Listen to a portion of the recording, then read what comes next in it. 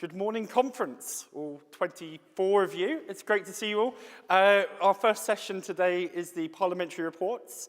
I'd like to welcome to the stage our Chief Whip, Wendy Chamberlain MP, and Lord Jeremy Purvis, the new leader of our House of Lords group.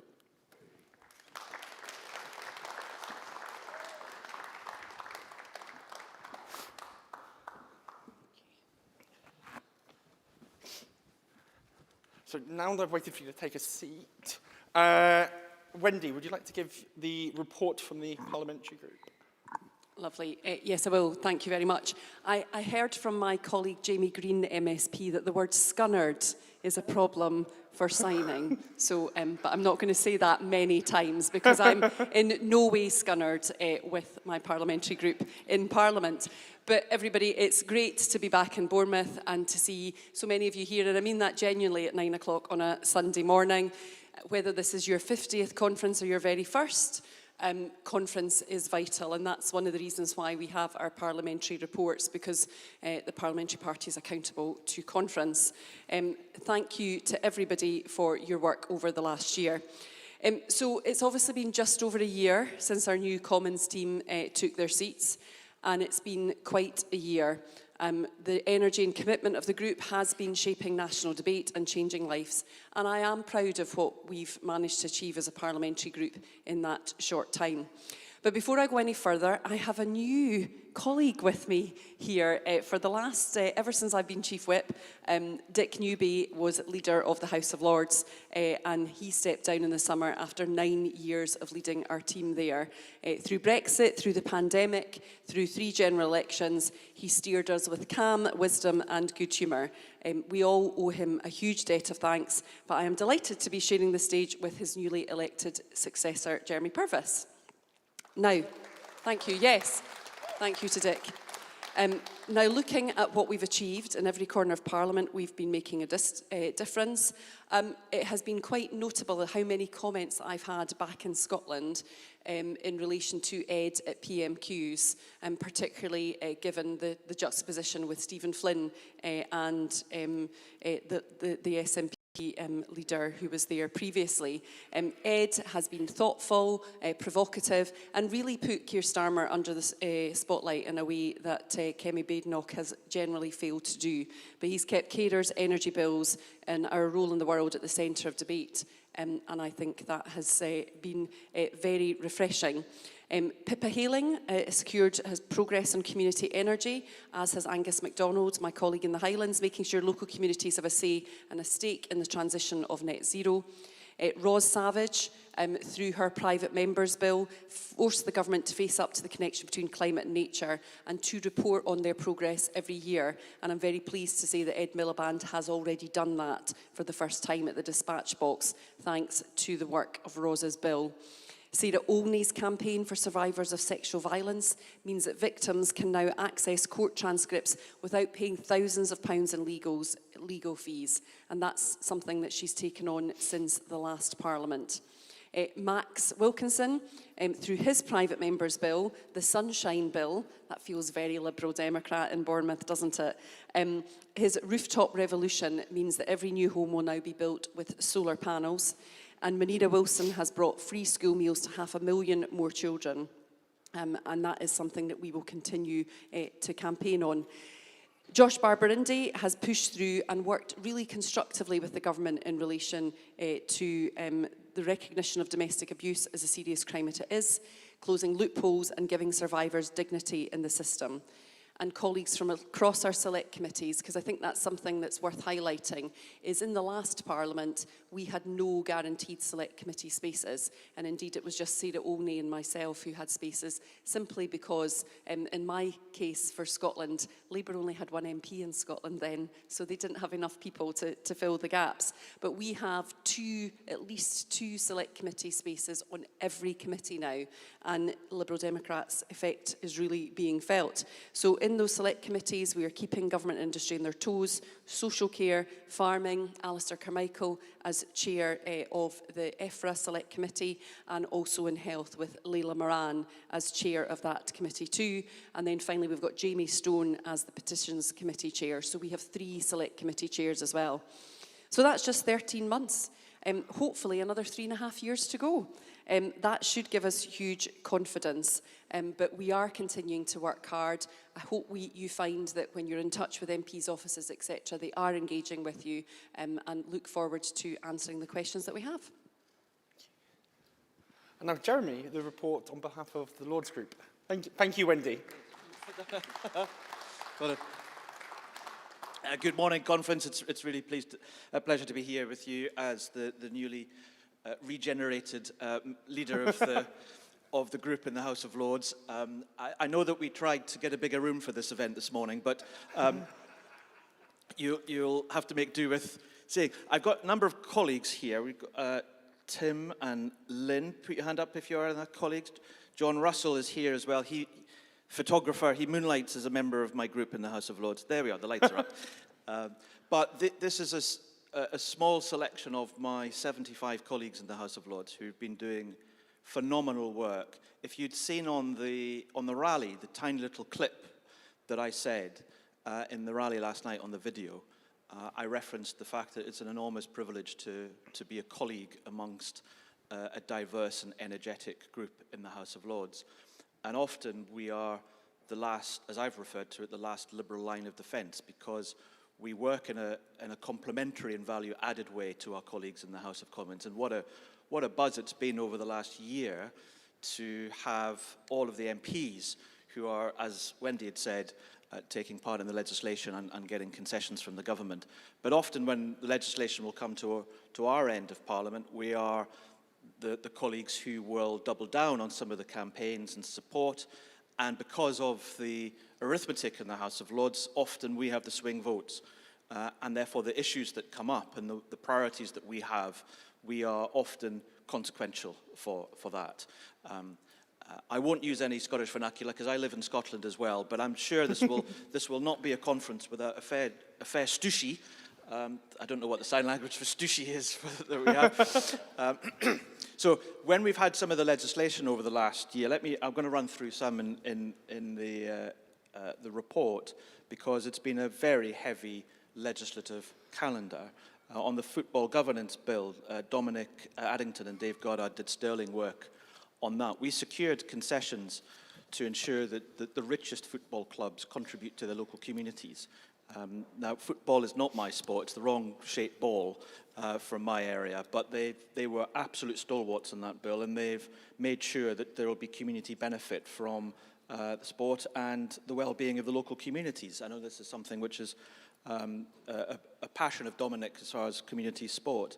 In the Children's Wellbeing in Schools bill, which we are still seeing the progress of, Mike Story, Dominic Addington again, Shafak Mohammed, Sue Garden, Claire Tyler, Joan Walmsley, Laura Lee Burton, Kate Parmenter, all were the bill team for that, all pushed for meaningful improvements. And we did. We secured the support for additional mental health support. It's something that Claire Tyler has been campaigning on for years, and we take an opportunity when the legislation comes to deliver what we have been campaigning for, and creating a national send body and ensuring that when bills go back to the Commons, our MPs have got a hook in able to try and add extra pressure on the government. On renters' rights, Ollie Grenda, Dorothy Thornhill, John Shipley, Sue Miller, Barbara Jank, Graham Tope, all have been championing greater security and rights for tenants.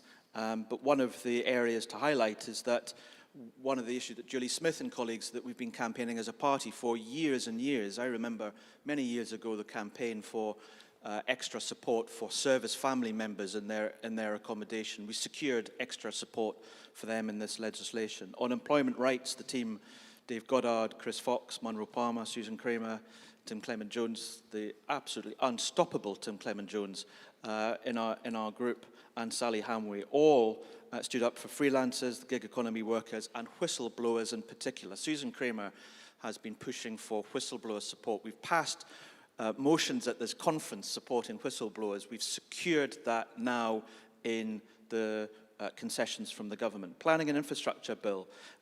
I just want to quickly say, when the House of Lords debates legislation and scrutinises legislation, we are often there until the early hours pressing for what we believe in. And on this legislation, on this bill, Kath Pinnock and the team, just fairly recently, and I was privileged to be with them at 3:50 a.m. in the morning, ensuring that what we had been pressing for still was heard. And then when it came to other legislation last week, 1:50 in the morning, one of our colleagues couldn't get home after the House rose, so she slept a couple of hours on the sofa in the office and then got the first train home. So yes, there is always the coverage in the media about the House of Lords, but sometimes it's just worth remembering that our colleagues are there and will not give in. Now, we have also the House of Lords Hereditary Peers Bill, which has been going through. All I'll say in that is that we took an opportunity in that bill to press our case for party policy on a fully democratically chosen upper house. We've been pressing that case, and when it came to debating on the hereditaries, we took the bare minimum to make our case.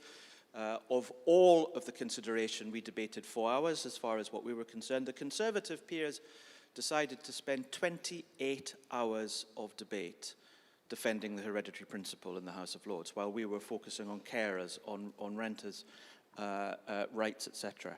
And then finally, I'll just say that we are supported by really quite an amazing group of staff in the Whip's office and some of our research staff here.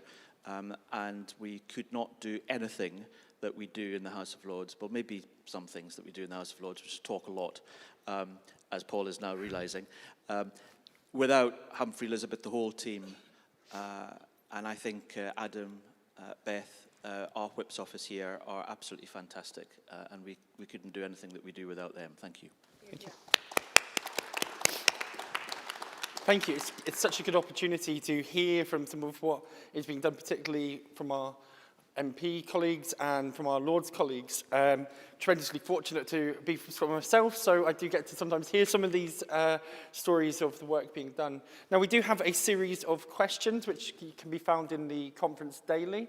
I will read out the first question. If you'd like to ask a supplementary, please go to the podium. That is to my left, it'll be to your right.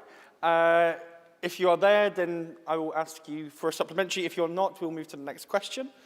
The first question I have is from Bex Folsom, who asks, how are peers held accountable to our membership, seeing as unlike MPs, they have no constituents to hold them to account? So, Jeremy, I think that is very much a question for yourself. It's a very, very valid question indeed.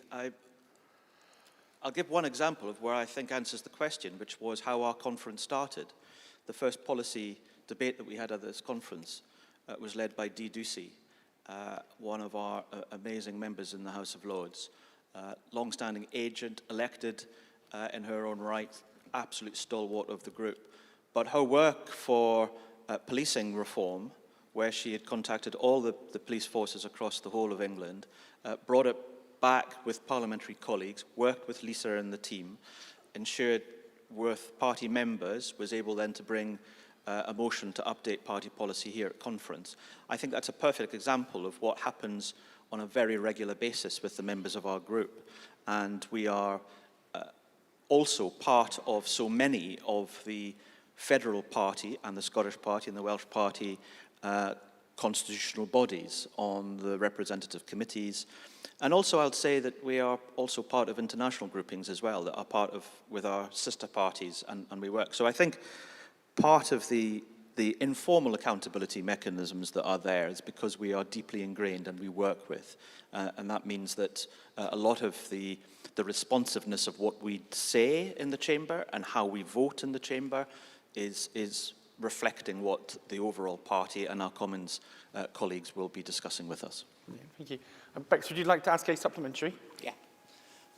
So I was wondering a bit more. I mean, I understand you appreciate that you mentioned informal mechanisms there, but the issue we have right now is that if a MP makes a mistake, whether that be through policy or through their personal actions, they have to face the consequences of that at the next general election. If a regular member of the party, even if someone is on federal board or a committee or whatever happens, we can, if it is bringing the party into dispute or having views that are, for example, contrary to that of party values, we can put a complaint in as a member. Currently, for the House of Lords, the only way that accountability can be held on that level is from within the peer group itself. As a party, we are against entrenched privilege. You were mentioning that about trying to act against hereditary peers and bring about House of Lords reform. So I'm wondering how we can actually justify such a system when we are against that very entrenched privilege that a lot of the peers in the Lords Party are experiencing. Thank you. It's very valid. I mean, I think none of us would want to be where we are with regards to how my parliamentary party in the House of Lords is constituted. We don't agree with how it is constituted, and we wouldn't want to be where we are. So I think and equally, I'm sure Wendy will have her views, our members of Parliament, I was elected to the Scottish Parliament, so I know where you're coming from entirely. I was a constituency member of the Scottish Parliament. But I wasn't a delegate then either. So yes, I'm a member of the party. I've been a member of the party 35 years.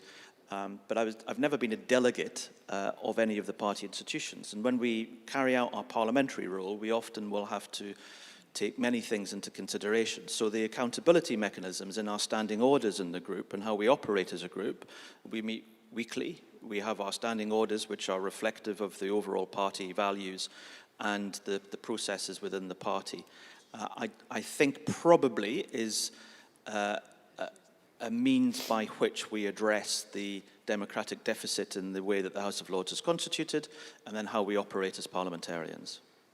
I think one of the things I've noticed is actually how well the elected MPs and the Commons group actually do work with the Lords. I don't know if you want Wendy to talk a bit, because it's one of those things I've observed I wasn't aware of, but actually that is a link between directly elected MPs within our Lords' work. Yeah. And if I just follow up on Bex's question, I suppose at the end of the day in the House of Lords we have a whip as well, and if people were found as members of the party to be in violation of the party through a complaints process, etc., the whip would be removed or managed accordingly. But yeah, I mean, certainly in the last Parliament, when there was maximum of 15 of us, the House of Lords did more than their fair share, very much the heavy lifting, and I certainly am very grateful at the time when I was Chief Whip and DWP spokesperson, and indeed before that, Constitutional Affairs, Scotland, Wales, Northern Ireland, International Development, the knowledge and expertise in the Lords was completely invaluable. But I think now that we have the number of MPs that we have, those select committee spaces that I talked about, we really are building a body of knowledge and understanding of how Parliament works and how we can work across both parties to best effect getting that change. And I think some of the wins that we have delivered in relation to inclusion in legislation, better engagement with ministers, has come about as part of that work. Thank you. And thank you, Bex, for your question. The next question I have is from Christopher Johnson. I've adapted it slightly. So, since 2022, what has been your biggest success? And I guess the second part of the question is, what advice would you give for those seeking to get elected in internal elections? So thank you, Christopher, for your question. We're obviously just coming round to the internal party elections now, and obviously in terms of internal party bodies, there are a number of those that MPs or House of Lords members have representation on. Indeed, as Chief Whip, I sit on Federal Conference Committee, so I was... Last Saturday, I was engaged with all of that, and, you know, always FCC, if you see any of them, give them thanks, because the work that those volunteers do to deliver this conference experience is unparalleled. But in terms of advice, simply from an MP perspective, engage with us and engage with the members and make those connections count. You know, for those who are successful through internal elections, you are representing the membership, so engage with the membership more widely where you can, and of course the election process itself is part of that. And MPs wise, you know, all our email addresses are publicly available. Please do get in touch with us. So are ours, by the way. And I know we don't have constituents, but all of our parliamentary emails are public. And of course, as you know, our Hansard, everything that we say in the chamber and in committee is public. I just wanted to highlight the fact that one of the brilliant things that my predecessor, Dick Newby, did was to convene and then help draft the 2024 Federal Party Manifesto. And I'm sure that is the reason why we got all of the MPs elected Wednesday. But that was another area where the Lords Group, I think, is so involved within the overall party that Dick was able to chair that on behalf of Ed to great success. Thank you. Chris, you're in the vicinity. Do you have a supplementary? No, you don't. We'll move to the next question, which is from Emily Tester. What more is the Parliamentary Party doing to help our MPs, now a year in, to be best prepared for the general election? So we have been on a big learning curve, is what I would say. It's very difficult to go from 15 to 72 in any organisation. And I always say and remind people that not only did we move and jump in really big numbers, but actually we went back to being third party in the House of Commons again, where we hadn't been for a decade. And of our 72, only 5 of our MPs had any previous experience of being third party. I kind of say that I felt in those initial weeks and months a little bit like Donald Rumsfeld. I don't know what I don't know, but it's usually a committee that I've never heard about that they're looking for a Lib Dem MP to sit on. That's kind of what it felt like within the House. But I think we are getting much better. I think the work that was done before the last general election in terms of really knowing what good looks like from a campaign's perspective, what we expect in terms of door knocking, literature, types of literature, and the bulk buys that the party were doing to help support and save money for local parties. I think that was really important too in terms of getting that campaign piece right. But in Parliament, what we are doing is delighted to say that we've got a best practice work stream that is now operating, that is now engaging with the different bits and pieces that we need. There's also plenty of training in Parliament as well. The ACT system provides training to MPs and their staff. The HR service always provides help and support as well, because I always say there's a Venn diagram, being an MP, being a campaigner and being a people manager. And the secret to doing this job well is hiring people that make you look amazing, and that's true for me, both in the Whip's office and with my parliamentary team. And I think when you start to see some of the legislative wins that we've had, you can see how our MPs are really understanding how the parliamentary process works with the support of our Lords colleagues, and therefore being able to get those concessions from the government. Because, you know, we are the third party. We're not going to win votes, but we are going to stand up for Liberal Democrat values. And I said we aren't going to win votes, but we did win a little one on electoral reform. The House of Lords group isn't just a group of former people. We are very active and current. And I think one of the things that our group have done leading up to the last general election was that a number of my colleagues, I'll use the term mentored, they worked very closely with a number of candidates in our very winnable seats. In fact, all of those that our Lords colleagues mentored in the Commons were then elected, and that relationship is carried on. And I'm very keen to see, as we lead up to the next election, my colleagues, maybe a wider group of my colleagues doing the same, because the breadth of the experience in the House of Lords group is one where we can be tapped into. Some former elected people like myself, or MPs, or council leaders, or chief executives, because Chris Fox was a very active mentor. But we're also a group of campaigners in the House of Lords. One example on Friday, when we had our second debate, you may have seen in the press our second day of debate on the assisted dying bill, which has gone through the House of Commons. I was chatting to my colleague Bill Bradshaw, who had come because we didn't know if there were going to be a debate in the evening. And I said, Bill, you didn't really need to come because, you know, he said, well, I wanted to be here just in case there was a vote, because I make sure I try and come when there's a vote. And I said, well, that's very good of you. He said, well, I have been a member of the party for 75 years. And he joined when Clement Davis was leader. So we do have a breadth of experience in our Lords group that we can tap into.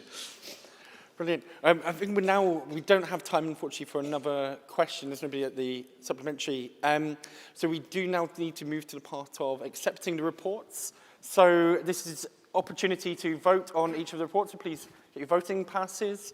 To see clearly, the first report, the online voting is open. The first report we will take is the House of Commons Group report. Can I see those in favour of accepting that report? Thank you. And those against? Now, without the benefit of being able to see the online report, we are good. That report is accepted. We now move to the House of Lords report. Can I see those in favour of accepting that report? Thank you. And those against? Okay, that is, both reports are accepted. And Paul, can I just say, for those who didn't receive an answer here in the room, we will give written responses, so please be assured of that, and apologies we didn't get to everybody. Thank you. Yep, that's my next one. But now I'd like to... No, that's okay.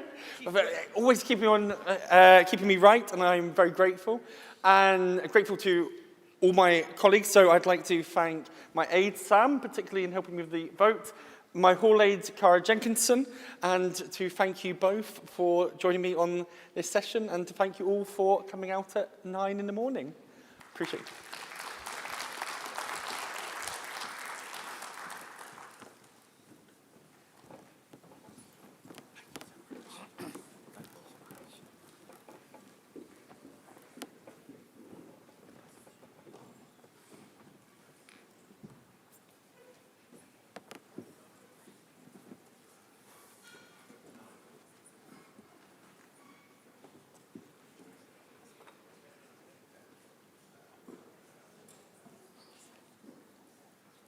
Good morning, Conference. Welcome to F21, which is a constitutional amendment. So this will require a 2/3 majority to pass. Can I ask Prue Bray to stand by and Councillor Simon McGrath to move the constitutional amendment?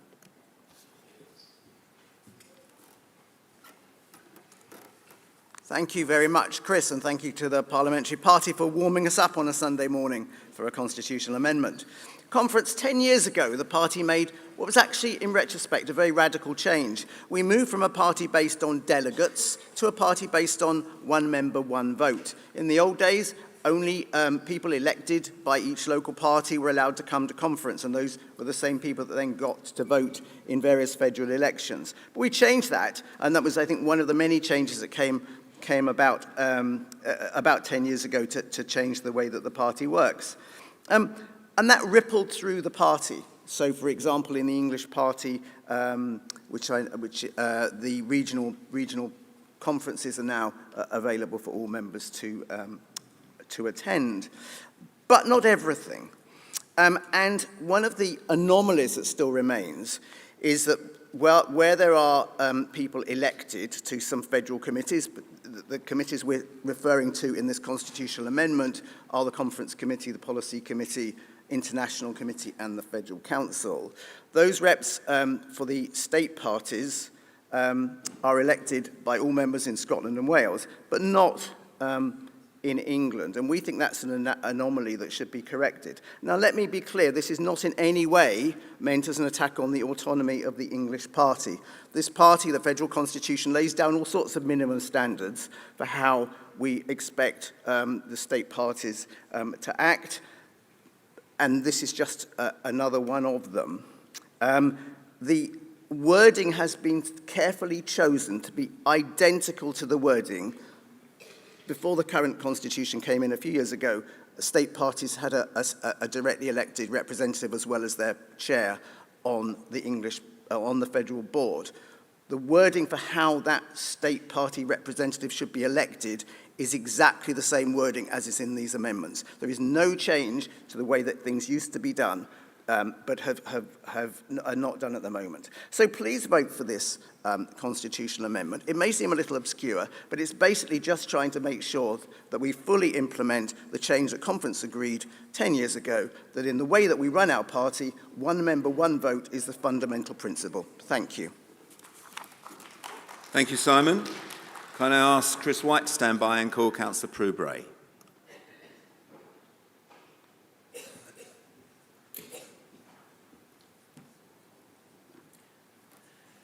Good morning, Conference. Amazing to see quite so many people here at this time on a Sunday morning. I'm opposing this amendment, but not because I'm opposed to the principle of one member, one vote.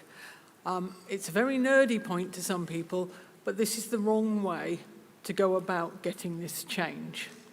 This is one of a series of things that has happened over the last few years where federal conference has been used to bludgeon the English party into doing something. And we need to stop doing that. It's creating an atmosphere where people think the English party is made up of incompetent dinosaurs, don't want any change, and have to be forced into everything. That is not accurate, it's not very fair, and it's really unhelpful. Because the more you beat somebody about the head, the less inclined they are to listen to you, and the more intransigent they become. And we can't go on like this as a party. What really needs to happen with this is that Simon, who has made some half-hearted efforts, I have to say, to try and bring it to the English party before, he needs to go through the English party's internal processes, not telling the English party what they must do, but persuading them why they need to do it, to actually argue for it, to address their concerns, and then campaign for it and use the internal processes of the party to do it. Not yet another stick to beat the English party with. As I say, we've had too much of this. We need to be working together. We are all on the same side, and when we actually put our heads together, we do work quite well together. But we need to stop the antagonism. What I would ask you to do is reject this constitutional amendment. I'm very happy then to work with Simon to work out how to persuade the English party to actually do it itself, because I think they are persuadable and it is a sensible argument. But let's not keep beating each other up and falling out over it. Thank you. Thank you, Prue. Can I ask Michael Berwick-Gooding to stand by, and I call Chris White from St Albans. Morning, conference. Nice to see so many of you here this morning. The disco presumably didn't do too much damage. If you look up the word arcane in the dictionary, you'll find, I'm sure, there's a reference to the electoral procedures of the Liberal Democrats. And we do sometimes need to spend some time amending those or challenging them. This is what this amendment is attempting to do. As Simon said, some years ago, this conference voted to replace election by conference reps with election by members. Conference reps were allegedly elected by members at local level in imagined hotly contested ballots. But the reality we all knew was that they were largely, in most places, self-appointed. And anyway, and this is really key to how we run our party at all levels, there is something distasteful about indirect elections. And that's still the case. And we have a relic here which is being addressed in a set of small suggested amendments, and they are suggested because they have to go to the relevant state parties for ratification. It's a small relic, but it does need to change so that we know when we're dealing with the representatives of, say, the English party, that they are the representatives and not appointed in some arcane way. As I say, it's a small change. There is much more to do. And yes, Prue, we do need to persuade the English party to change. It's never easy. Having arrived on English Council this year, I had not realised how difficult it was to have change made. But we need to do that so that, in particular, the English Council executive is no longer indirectly elected. But that's for another place, another time. And no doubt I'm happy to talk to you, Prue, later today about how we're going to do that within English Council itself. But for the time being, small amendments, please pass them because they follow the logic of an important change that was made 10 years ago. Thank you. Thank you, Chris. Can I ask Gareth Epps to stand by, and I call Michael Berwick-Gooding from Basingstoke and Dean.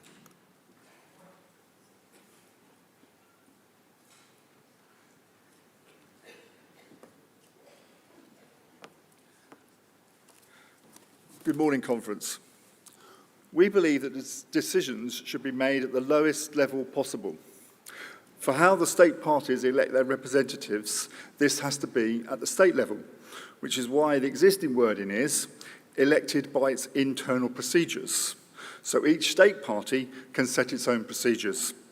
The current wording allows the Scottish and Welsh parties to elect their representatives with all-member ballots. The issue is not the wording that we have at the moment. This is the wrong place for this to be debated. This only really affects the English party, and so the English Council should be where this change is proposed. If the English Council want that, it shouldn't be imposed by the federal party.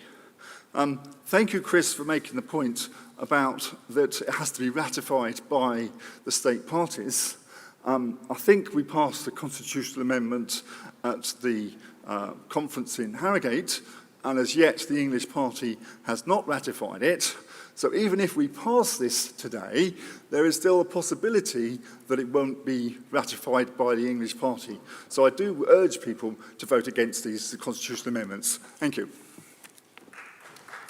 Thank you, Michael. And I call Gareth Epps to speak against the motion.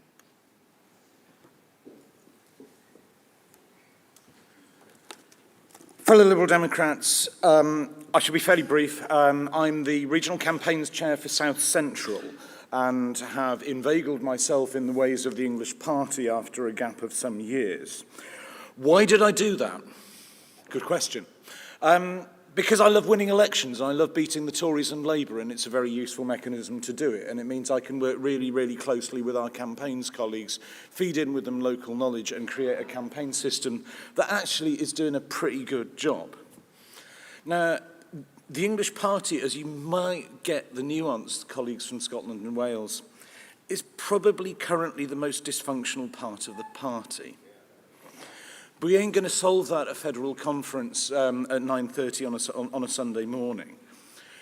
Chris White has mentioned ratification, indeed Michael did just now. We had a debate in Harrogate about candidate selection, and I've been having some very useful meetings about candidate selection with the campaigns department, who are doing some really good work to make the mess we currently in work.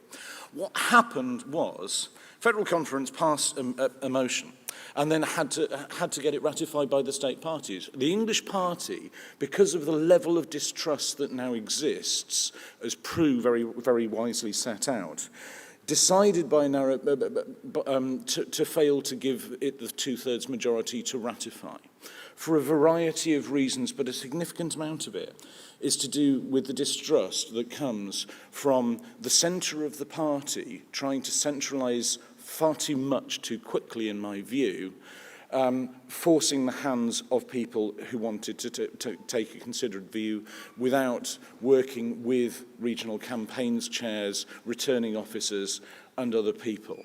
And it has caused a lot of problems and caused our hard-working staff a lot of work. Conference, the way to resolve this is to work with the English Party to get it to reform itself from within. This amendment is an acknowledgement of failure, and for that reason you should vote against it. Thank you. Thank you, Gareth. We're now going to move to a summation. I call Callum Robertson from Watford.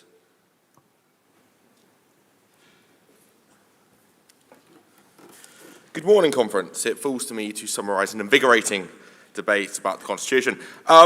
The clue is rather in the name, Liberal Democrat, not the Corbyn Coordinating Committee of the 14th Politburo of Islington North and Coventry South, but the Liberal Democrats.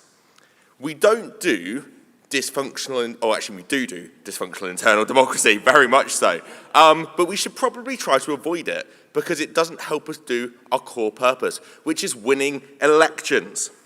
Now, as highlighted previously by Simon, reps are elected by a range of bodies in England, by a group of people who are essentially self-selecting. As a veteran of rather long English council meetings, they're not working, and a self-selecting group of people takes away the opportunity for our members to choose who represents them. All we are asking is for a liberal, decent and democratic party that we actually do democracy properly and elect people to party bodies using one member, one vote, which Prue, you yourself agree with in principle. With all the best will in the world to the English party, I was doing my GCSEs when you guys had the opportunity to start these reforms. It's been a decade. I think we're out of time. I think it's time for something a little bit more oomph behind it. And we should maybe get on and do democracy rather than fudge along like we have done previously. Thank you. Thank you, Callum. For those who are joining us online, can I just say that the voting is open? And can I ask those in favour of the amendment to the Constitution to please show?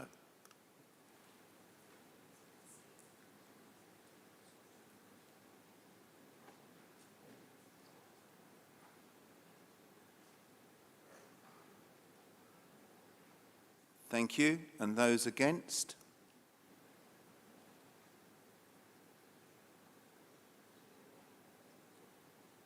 I think that has achieved a two-thirds majority, so it has been passed. Okay, I'm passing on to the next debate, because that's not how we call for accounts in this conference. Can I thank my aide, Lucas, and my hall aide, Fraser.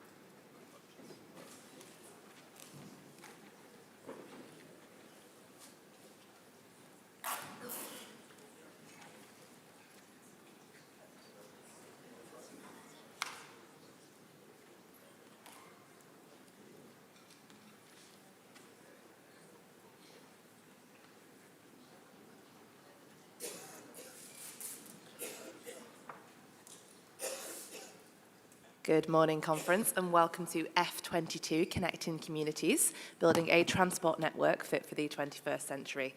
You can find the text of the motion on pages 48 to 51 of the conference agenda and on the app.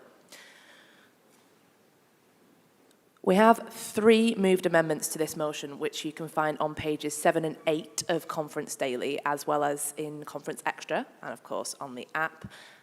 Just a note, if we could really stick to time in this one. I've got some lovely speakers cards that I'd like to call if we are really, really strict with time. So without any further ado, I would like to ask Councillor Donna Harris to stand by and call Joe Wright from Lambeth to propose the motion.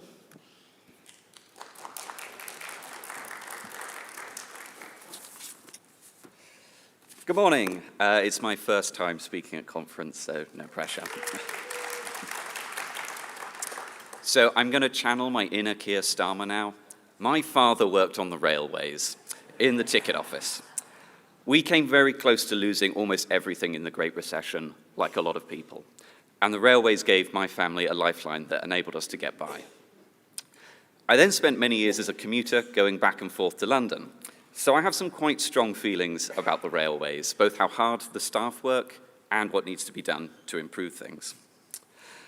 Now, as many of you know, I'm assuming you know, you're all here for a railway debate on a Sunday morning, it's the 200th anniversary of the opening of the Stockton to Darlington railway line, the first modern railway line in the world. Now, like many major infrastructure projects, it was over budget, it was late, and it had to be redirected because the local members of the House of Lords objected it going over their land. NIMBYism was alive and well in 1825. Those peers were Tories, obviously. Nonetheless, that didn't stop the good people of County Durham from building it.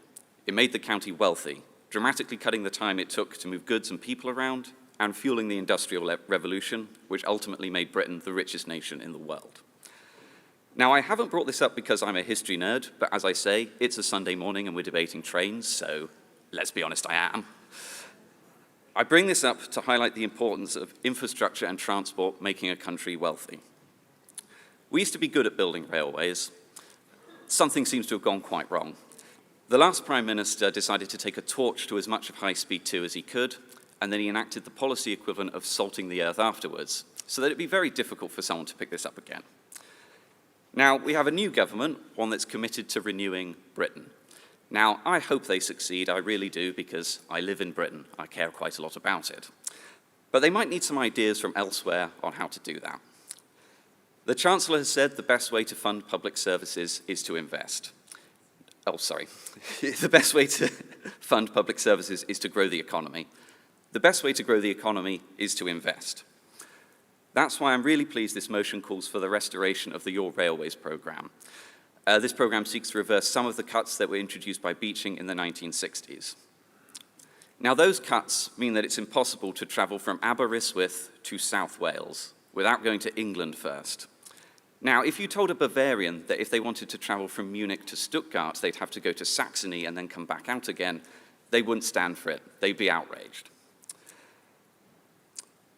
Now, alongside opening new routes, it's time we made things more convenient and cheaper for consumers. So prices rose by 4.6% this year. That's significantly higher than inflation was. Now, most of us have had a train delayed at some point, the inevitable announcement on the tannoy of go to our website to claim delay repay. Now, I've never bothered to do it myself. You're tired, you're annoyed, you're worn out, and then by the time you actually get around to doing it, you've missed the window, so you're not eligible to claim it anyway. Now, we're proposing making this automatic so that people will get the money sent straight to them without any hassle, and it will give them confidence in their services. We're also proposing to expand the best price guarantee and make tap-in, tap-out a national priority. Now, when you travel from Waterloo to Reading, you can tap in with an Oyster card or a credit card to Feltham, and then the rest of the way you need a paper ticket. Whereas if you travel from Paddington to Reading, you can tap in the whole way there, and you get 3 different prices depending on what approach you decided to take. Now, personally, despite it taking about an hour longer, I prefer the Waterloo line because it goes through 5 Liberal Democrat constituencies. Sorry, Josh Reynolds, but there's only one on the Paddington line. I really need a new hobby. Now, I'd like to draw your attention to line I. I want to share with you an anecdote from my time working as a Treasury civil servant. When we were being trained in economic analysis, the lecturer told us about the business case for High Speed 2. I was baffled to discover that the cycle path running next to High Speed 2 adds nearly as much to the economy as High Speed 2 itself does. Now, my minister at the time was Liz Truss, who was not the best when it comes to economic analysis, but the numbers... couldn't help myself. But the numbers really did stack up. So it's vital that we include cycle paths, walkways, and accessible rights of way when we build new lines and along existing ones. You nearly double your money for a fraction of the cost. If you're going to do something, you might as well do it right. Now, turning to the amendments, I really like the amendment from North East Lib Dems to make the National Rail Card truly national. It's ridiculous that the so-called National Rail Card only operates for the South East and London. If you want to travel elsewhere, you can't use it. This, along with the creation of Northern Powerhouse Rail, would be a serious economic and political commitment to the north of England, where, frankly, we need to do a lot better. It's good economics and it's good politics. I also welcome the amendment from Lib Dem women to help keep women and girls safe when they travel. No one should ever have to travel in fear, and it's vital that we start putting women's safety back on the agenda. Now, turning to the amendment from the Enfield Lib Dems, I'd urge you to reject this. It will undermine our commitment to open access rail. Now, the Liberal case for open access is straightforward. It's about competition, innovation, lower fares, environmental benefits, and widened access. These aren't abstract principles, they're tangible outcomes that open access has delivered. Consider Hull Trains. Since 2018, passenger journeys on Hull Trains has grown by over 40%, outpacing every other rail operator in the country. This is not substitution, it's growth, with new journeys being created and new communities being connected. Or look at Lumo. Since its launch, it has generated more than 6 million new rail journeys, journeys that otherwise would have been taken by air or by road. This is liberalism in action, breaking monopolies, empowering consumers, and delivering value for money. So, let's get Britain back on track. Sorry, that one wasn't very good. So pass Amendments 1 and 2, reject Amendment 3, and then pass the motion as a whole. Thank you. Thank you very much, Joe. I'd like to ask Abriel Geron to stand by, and I now call Councillor Donna Harris from Lambeth Borough to propose Amendment 1.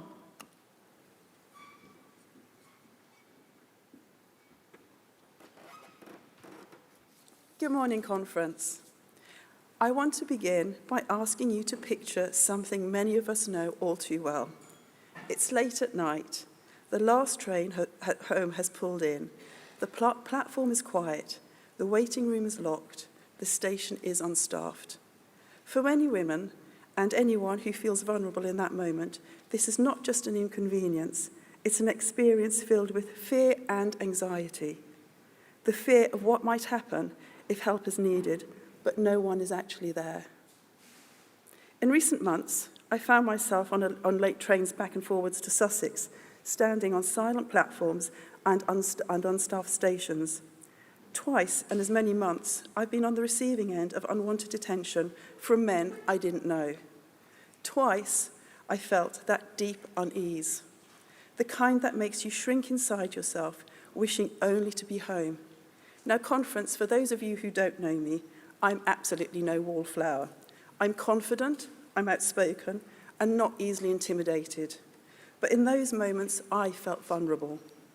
And if I feel like that, what about the young woman travelling home on her first job, the disabled passenger, or simply anyone who just wants to get home without fear? Conference, we cannot talk about building a modern, accessible transport system without talking about safety. Safety is not a luxury, it's a basic right. That is why I'm asking you to support Amendment 1 to this motion. An amendment that would ensure late-night stations are staffed, the waiting areas are well lit, that help points are accessible to all. Amendments that would expand CCTV coverage and make real-time reporting of harassment easier and more effective, so that when something does go wrong, there is a rapid response. Amendments that would ensure safe and reliable onward travel from stations through joined-up planning with local transport providers and licensed taxis. Conference, this is not just about trains, it's about trust. If women and other vulnerable passengers do not feel safe, they will not use these services. And when that happens, their opportunities, social, professional, and educational, are restricted. And that is not the fair, open society we stand for. We can change this. With these amendments, we can send a clear message. No one should have to weigh up their personal safety before deciding whether to travel on public transport. Let's make a rail service that's for everyone and that they can use in confidence day and night. So let's be bold, Conference. Let's pass a motion that reflects reality, that shows that Liberal Democrats are not only listening, but we're acting to make our railways safe, inclusive and trusted day and night. Please support Amendment 1 and the motion as a whole, because everyone deserves to travel with confidence and everyone deserves to get home safely. Thank you, Conference. Thank you very much. I'd now like to call Stephen Adderley to stand by, and I would like to call Abriel Jerram from Durham to propose Amendment 2.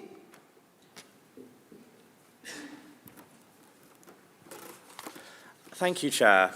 I'm quite proud to be representing the North East in a debate at 10 o'clock talking about railways on Sunday morning.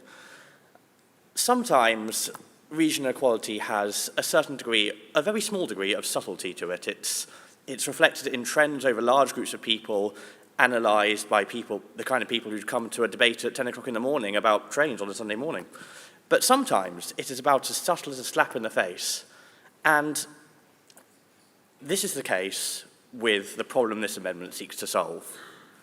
The network rail card, as it was set out very clearly, only works in London and the South East network area, a region slightly bigger than London and South East regions, as you'll be quite familiar in the Lib Dems. Why? Why should I can think of no reason why we should limit it just to those areas. If we believe that we believe in public transport as public good, trying to encourage people to get off the road and use public transport where it is available, why in the regions least able, the least well-off regions, do we say we will not give you the same discount, the same offer as we would in other regions? So, I would ask you to back this amendment as a first step, and then back the motion as a series of, back the motion to take a lot more steps.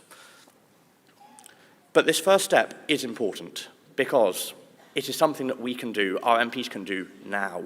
They can go to Parliament and ask the same question, they can go to Parliament, they can go to government and ask the same question I am asking you. Why?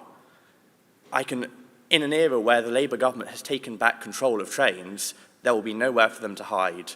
I want to be able to go out on the doors in the North East and anywhere else that's not in London or South East where the Lib Dems need to grow to see if reform and tell them that Lib Dems, though many of their MPs are in the South, they are still fighting for you and they are getting things done for you.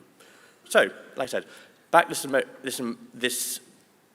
amendment, take the first step towards regional equality in rail, and then back the motion as a whole to take a lot more steps. Thank you very much. Thank you, Abriol, and thank you so much for keeping to time. I would now like to ask Paul Kohler to stand by, and I would like to ask Julie Adnams-Hatch to go to the desk at my right, and I would like to ask Stephen Adley from Enfield Borough to propose Amendment 3.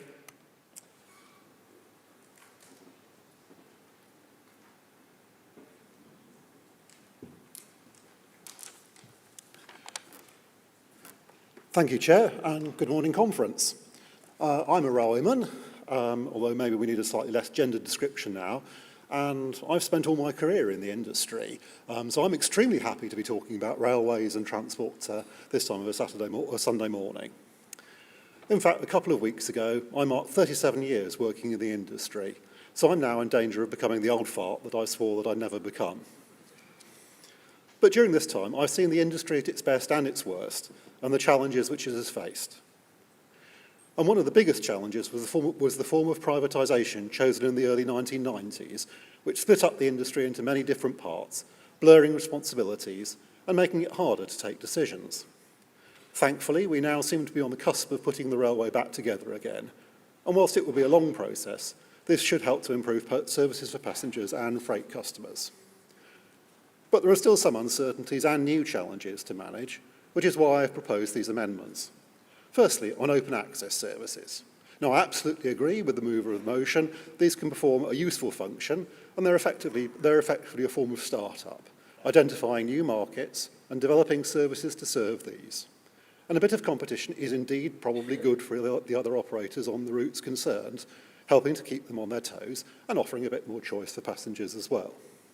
But because these services are outside the current government-controlled structure and will be outside the future Great British Railways, this can make it difficult to plan a coordinated timetable that works for everybody.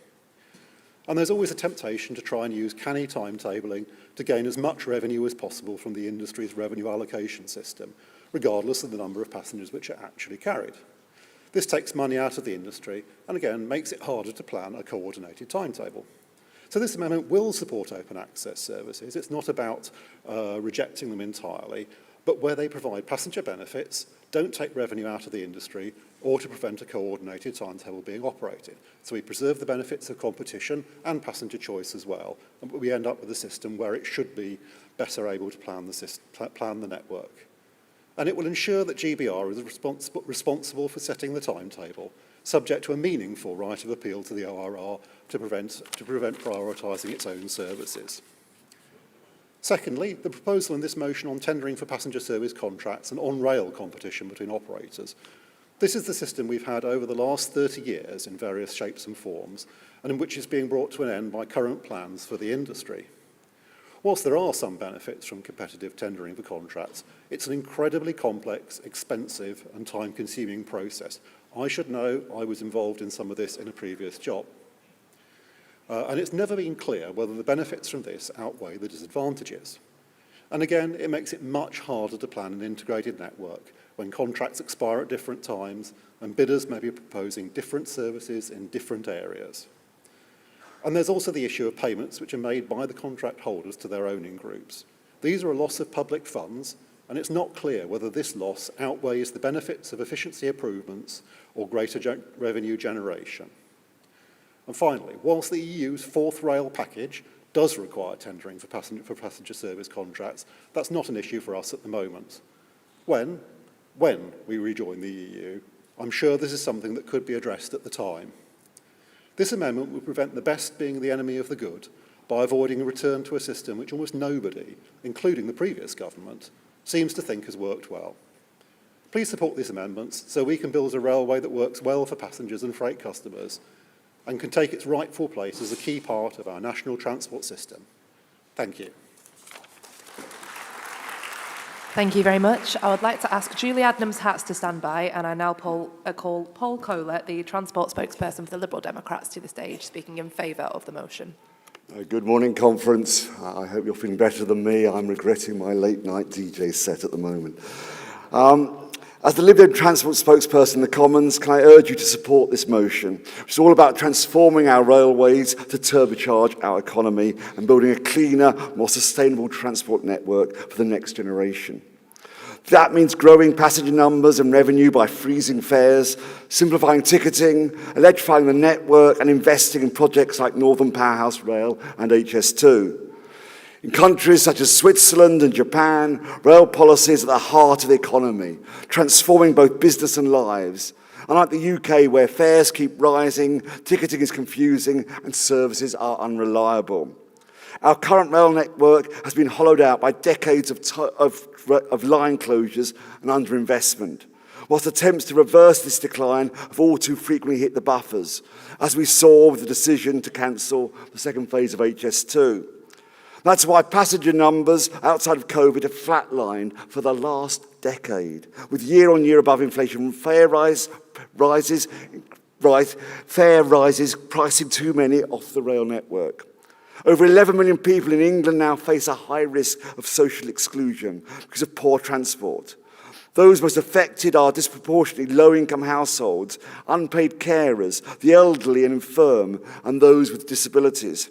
A modern transport system must provide access for all in an affordable and safe environment, which is why I also support Amendment 1, as we must address the increasing problem of violence and antisocial behaviour on trains, which is all increasingly directed at women and girls. The Lib Dems believe in standing up for passengers and businesses and not using the railways for ideological battles. The Tories privatised them.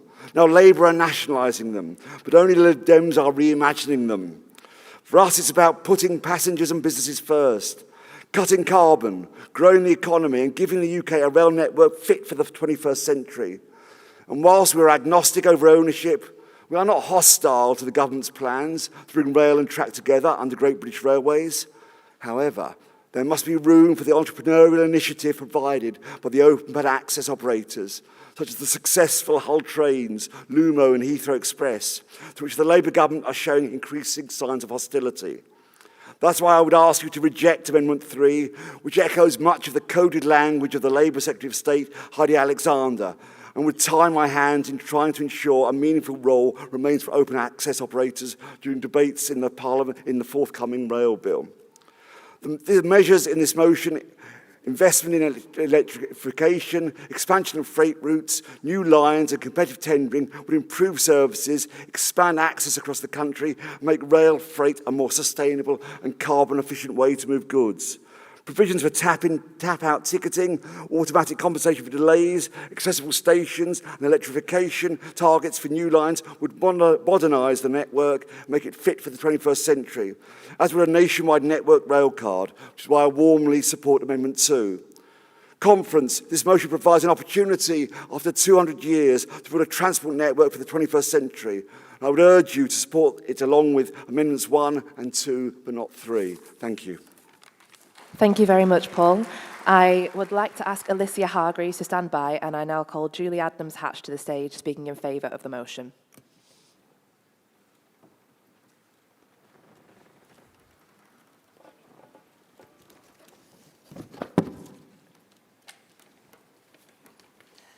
Good morning, conference. As you can see, I wear a wheelchair. I am not to be pitied. It is my freedom and my independence. Transport is an ongoing issue for anyone with additional needs, from cost, crazy booking systems, inaccessibility, damage to equipment and being abandoned. There are 2,585 rail passenger stations in the UK. The last figure proudly declared by UK rail companies is 40 fully accessible stations. Really? We have no travel spontaneity, ever. For rail, we wheelchair users have to give 3 days' notice, and even then are never certain all needed support will be available to us at any point in our journey. Woe betide we need to use a toilet on a train. All I can ask is that you use your imagination to understand such demeaning issues. What happens if there's an unexpected problem in our journey? Train breakdown, tree across the track, long snow. Terrifying. We disembark, maybe, at risk, or not at all. Buses are provided for all travellers. Oh, sorry, didn't expect you. We'll get you a taxi. Oh, sorry, no accessible taxis available. A young man returning from Bristol from a holiday with his wife and children had just this scenario. Google it. It will turn your stomach. He had to haul himself on his backside up the metal steps into the coach, scuff along the floor to haul himself onto a seat. Then reverse the process at the other end. What training is given to rail staff? Do they understand anything about our needs? Do they understand neurodiversity and all its manifestations? Do they know how not to grab a wheelchair to help? Not to shout at a person with hearing loss? How to assist someone with sight impairment? A young friend of mine falls into selective mutism when frightened or stressed, fumbles for one of her cards to explain her needs, gets shouted at or abandoned. Very occasionally, they understand enough to speak to her mum back at home who explains how to proceed. I'm going to Brussels next month. Eurostar have apologised that they can only accommodate me and my companion in their premier class. They took the time to find out my needs and then checked to see if there was any more they could do for me, all for the cost of £78 return. Why can't we do that here? Don't even get me started on air travel, abandoned on aircraft, wheelchairs damaged, treated like an unfortunate with no ability to understand. Our wheelchairs are made for us, can't be replaced at the drop of a hat. We don't want equality. What everyone else needs is mostly no use to us.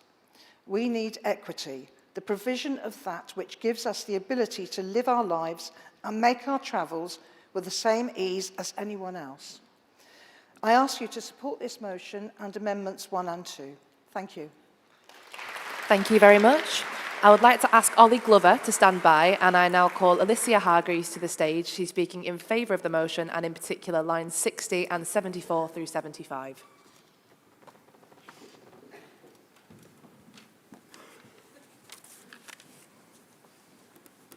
Conference.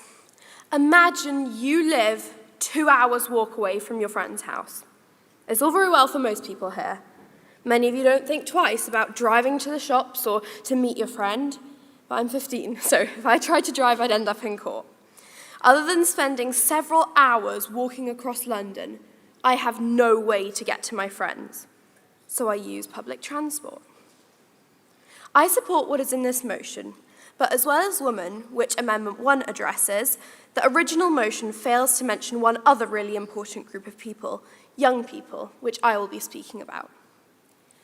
Young people, particularly disabled people, depend on public transport, so making it accessible and affordable is vital. Public transport is used to reach education, work, and social events, which are all really important, especially for young people. In an increasingly online world, it is so important for young people to continue meeting up in person and interacting socially. So being able to meet up is facilitated by public transport being affordable and accessible. Referring to lines 74 to 75, ensuring the frequency of late-night rail services return to pre-COVID levels, lots of young people use transport late at night, and it's much safer to be catching a bus or a train home than being alone in a taxi. And also, it is much cheaper, making transport both more affordable and accessible. The environmental impact is also a key factor. It is so much better to use public transport, as instead of 20 people all getting their own cars to work, them all getting one bus immensely helps to reduce carbon emissions, which we know is an important issue. I also support the tap-in, tap-out ticketing system used in London, mentioned in line 60 of the motion.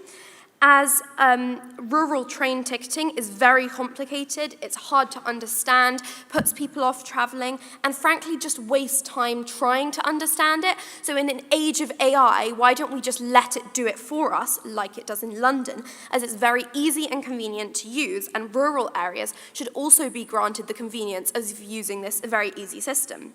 This motion also has economic benefit, as people might spend more money in local shops or use local businesses more as a result of using this system and having accessible public transport. This motion has a lot of great points in it, but please remember the needs of young people. Thank you. Thank you very much, Alicia, and thank you for keeping to time. I'd like to ask Councillor Fiona Gawley to stand by, and I now call Ollie Glover, MP for Didcot and Wantage, to the stage, speaking in favour of the motion.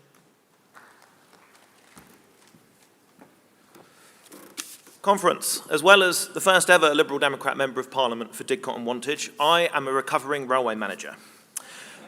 Now, I know I'm not the only colleague that has sometimes felt a little bit of imposter syndrome as a new Member of Parliament. I sometimes wondered, what do I have to offer as a recovering railway manager in the context of former civil servants, charity workers, campaigners, etc.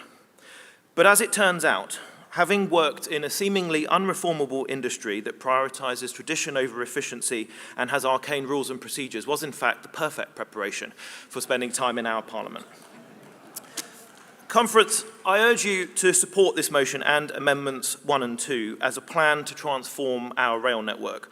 I'm not persuaded by Amendment 3, as open access has a role to play in improving customer service and reducing fares, although the way we do it in this country needs improvement. I want to talk about three particular aspects of this motion. The first is we desperately need to simplify our rail fares.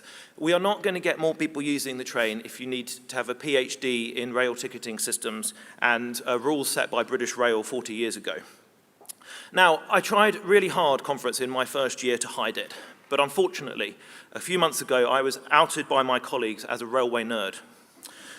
But even I recently was defeated by GWR's peak fares rules and restrictions and bought the wrong ticket because the ticket machine did not say that it wasn't valid between 1615 and 1900 on some trains and not others. So if a railway nerd like me gets beaten by the system, that is proof that it needs reform. Sorry, that's the word I'm not allowed to use anymore, is it? It needs improvement. And as someone who has travelled by train extensively around Europe, I'm aware of no other country where you need to split your ticket in order to save money. The second aspect is this motion contains excellent policy on railways, but of course, key to getting more people to use public transport is good integration with bus, trams, walking, cycling, etc., etc. And we can learn a lot from Switzerland, which has had a long-term infrastructure plan to create an integrated timetable optimised around connections, and it really does work. And I'm pleased that on the Transport Select Committee, we're going to be launching an inquiry into integrated transport, and the government is going to be bringing forward an integrated transport strategy.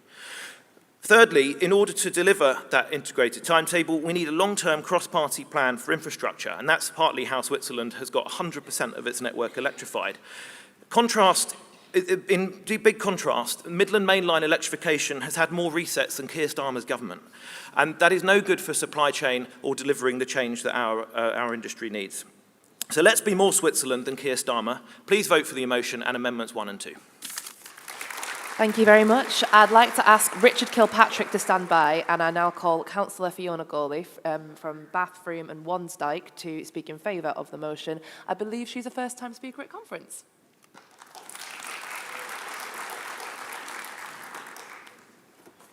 Good morning. I am Councillor Fiona Gawley, Cabinet Project Lead for Sustainable Rural Transport in Bath and North East Somerset. For context, Baines Lib Dems run the council with 40 out of the 59 councillors. We have 2 Lib Dem MPs, and we are 3, soon to be 4, the local authorities which form part of the West of England Combined Authority, and they are the transport authority for trains and buses. Baines works very well cross-party with the other unitary authorities, and now with the new Labour Mayor, Helen Godwin, who came in May. We're working enthusiastically cross-border with Wiltshire on a new concept for Bath-Wiltshire Metro, a local train concept with aspirations for 2 new stations in Salford and Corsham. This will improve congestion in Bath, which is one of Britain's most congested cities, and will help to continue our journey to net zero. But I don't want to derail this motion, but I do want to broaden the gauge. As many of my fellow councillors know, buses are the most flexible, impactful and cheapest form of public transport, particularly in rural areas. I have spent the last 2+ years championing rural buses with operators and with WECA.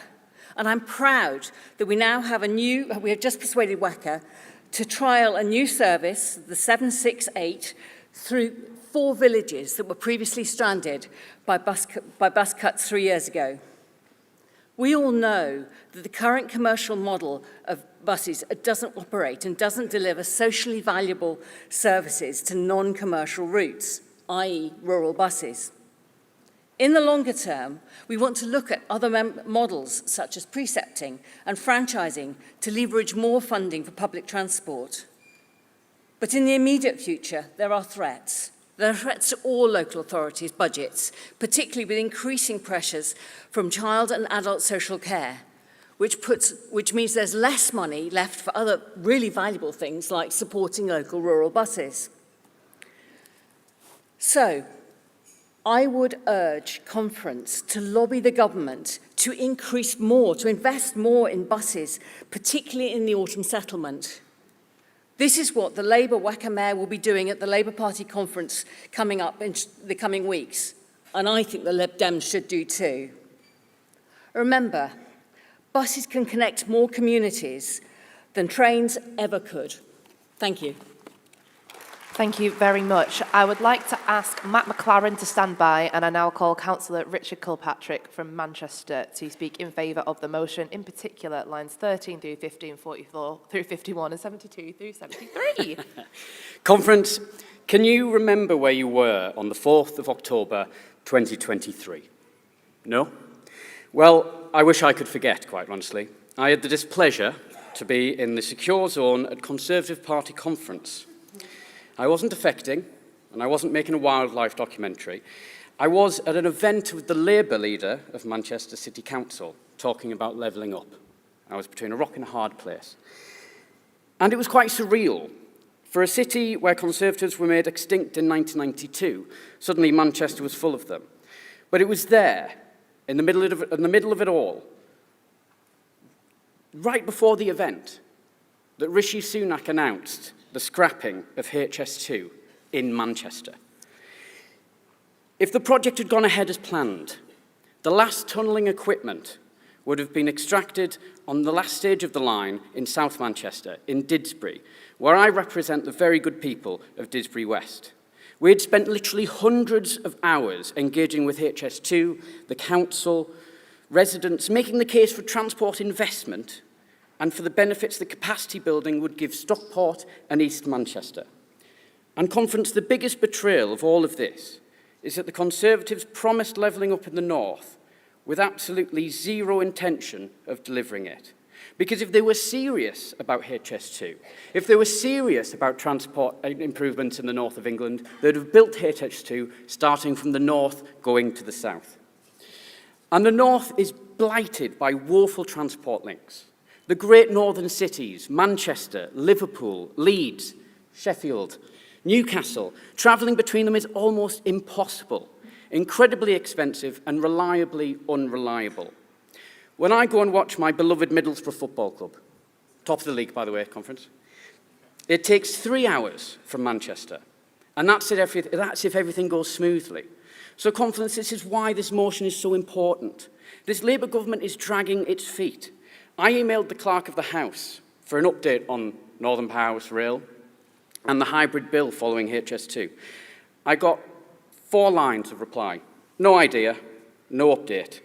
And I think, Conference, that sums up this Labour government.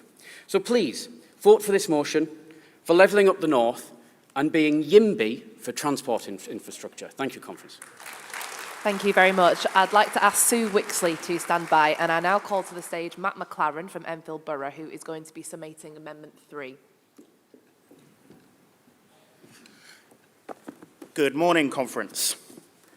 As many of you may know, I'm very much an economic liberal, an Orange Book Liberal Democrat, if you will. In fact, I'm even an erstwhile member of the Board of Liberal Reform. So in wheeling me out to summate their amendment today, the Enfield local party seemed to have adopted something of a let's send Nixon to China approach. Indeed, at first glance, Amendment 3 might seem to be, dare I say the S word, socialist.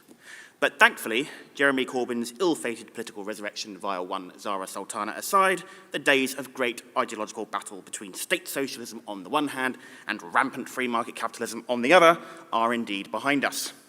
So if not seeking to embrace socialism in contradiction to our guiding liberal philosophy, what on earth is Amendment 3 about then? In a nutshell, it's about what works and what doesn't. What has been proven again and again and again not to work here in this United Kingdom.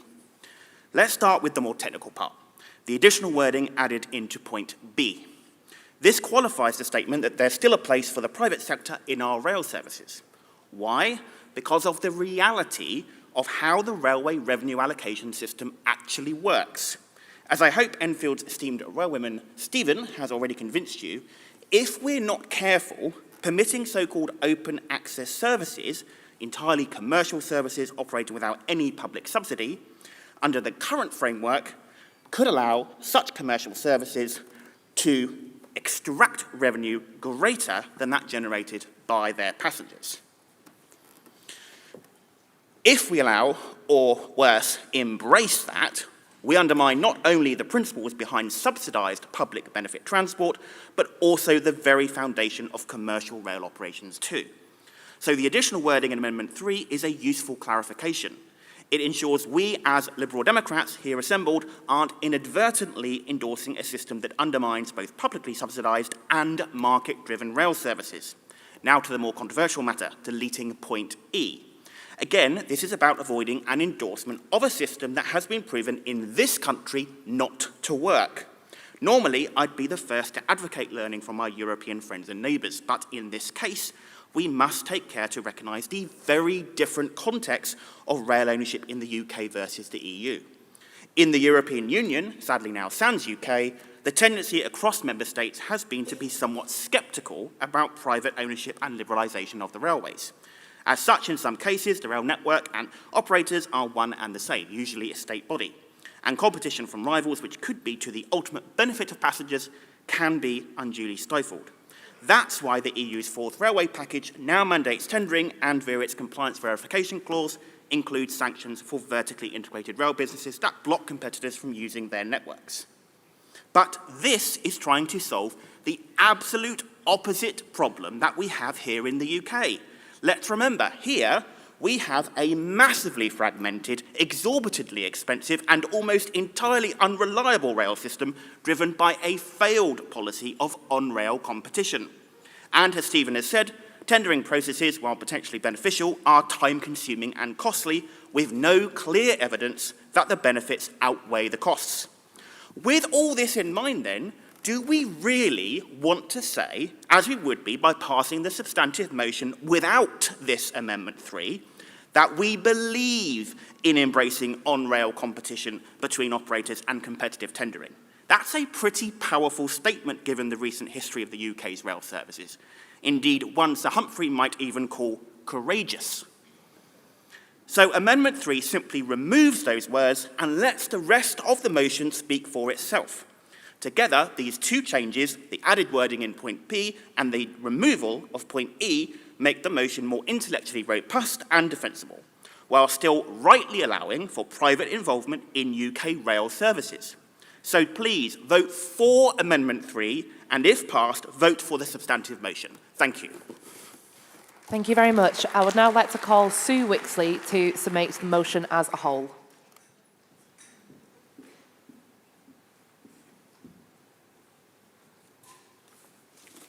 Good morning, Conference. I'm delighted to submit this motion. The legacy left behind by the Conservative government is clear: broken trains, bewildering tickets, and passengers paying more for less. The London Tube line that I rely on to commute to work is called the District Line. And I'll spare you the details of who's responsible between Network Rail and Transport for London, save to say that the service has become so unreliable that a new verb has been invented. If you hugely delayed or don't show up at all to an event, you have been district-lined. We've all been there, haven't we? Standing on a platform, watching our plans fall apart, using language that is not really Lib Dem conference appropriate. And conference, we can do better, and we must do better, as we've heard today. So we've heard powerful speeches in this debate, speeches about the flatlining of railway use, the flatlining of ambition to modernize our railway network. There have been several really powerful speeches. We heard from Jenny and Alicia, for example, who spoke about the importance of accessibility and affordability of the network for women, for people with disability, for young people. We were reminded of the importance of buses, the importance of Northern Rail, and of the frustration of not getting it right. As this debate has made clear, we've got to get rail back on track as a reliable, affordable, and convenient form of transport. The Labour government talks about growing our economy. Well, connecting our communities with affordable and reliable rail service is exactly how you do that, while also delivering healthy living and greater equality. And as many have said, we can take inspiration from the past, from the Stockton to Darlington railway that started it all, from our European neighbours who've shown that reliable, affordable rail transport can be more than just a dream. And as Joe said when he moved this motion, investing in our transport network is an investment in our future. Not making this investment has a cost too. It increases the sense of left-behindness that many people in places like rural Devon, the Welsh valleys, and market towns across our nation feel. Communities still suffering from the impact of the beaching cuts and decades of underinvestment. I welcome the amendment from North East Lib Dems about making the National Rail Card truly national. I welcome the amendment too from Lib Dem women to help improve safety for women and girls on our railways. The freedom and confidence to travel safely and independently opens doors to jobs and education, as you spoke about it, opportunities that might otherwise be out of reach. Turning to the amendment from Enfield Lib Dems, I would urge members to reject this amendment, which opposes open access operators. It would give passengers less choice and probably higher fares. From Ashton-under-Lyne to Berwick-upon-Tweed, let's get Britain back on track and moving again for every commuter and for every community. Back this motion, conference, pass amendments 2 and 3, but reject Amendment 1. Conference, let's get going again. Let's build a transport network that's truly going places. I think I've said the wrong amendment numbers. Apologies for that. Let's get our transport network back on track. Thank you. Thank you very much. We are now going to move to a series of votes. So if I could just have the lights up, please. And can I see everybody in favour of Amendment 1, which is Liberal Democrat Women's Amendment? Thank you very much. If you could put your cards down, can I now see everybody against? Thank you very much. That amendment is carried. Can I now see everybody in favour of Amendment 2, which is from the North East Liberal Democrats? Thank you. If you could put your cards down, and everybody against? Amendment 2 is also carried. Finally, can I see everybody in favour of Amendment 3, which was from Enfield Liberal Democrats? Okay, can you put your cards down, please? Can I see everybody against that amendment? That amendment has failed. Can I now see everybody in favour of the motion as it is now amended by those first two amendments? We're just waiting for the online vote to catch up. And if you could put your cards down. Can I now see everybody against the motion? Thank you. The motion as amended has passed. I would like to thank my aide, Simon McGrath, my hall aide, Sam Barrett, and I'm now going to hand you over to my colleague, Chris Adams, who's going to take you through the topical issue debate. Thank you.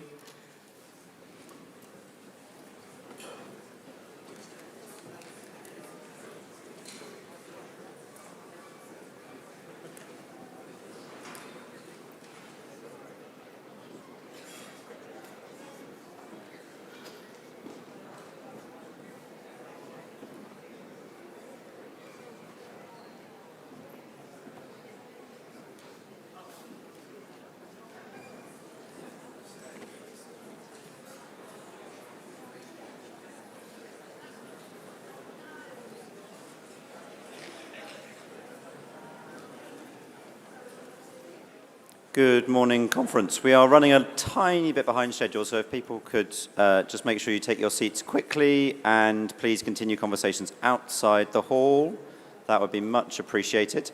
We are now moving to F23, a topical issue discussion on ending the Israel-Palestine war and the UK's response.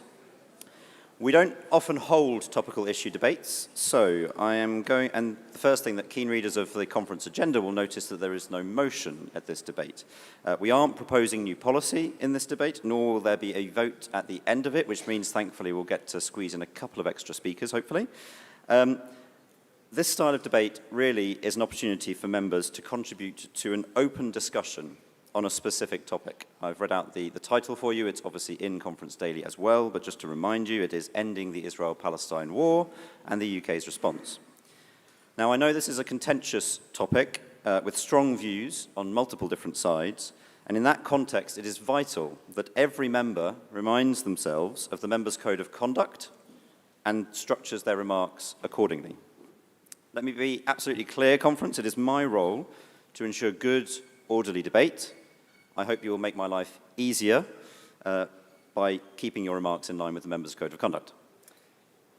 So, can I also please remind all speakers to keep to time? I now am going to ask Richard Ford, MP, to stand by, and I call Anne-Marie Simpson from Didcot and Wantage to propose the debate.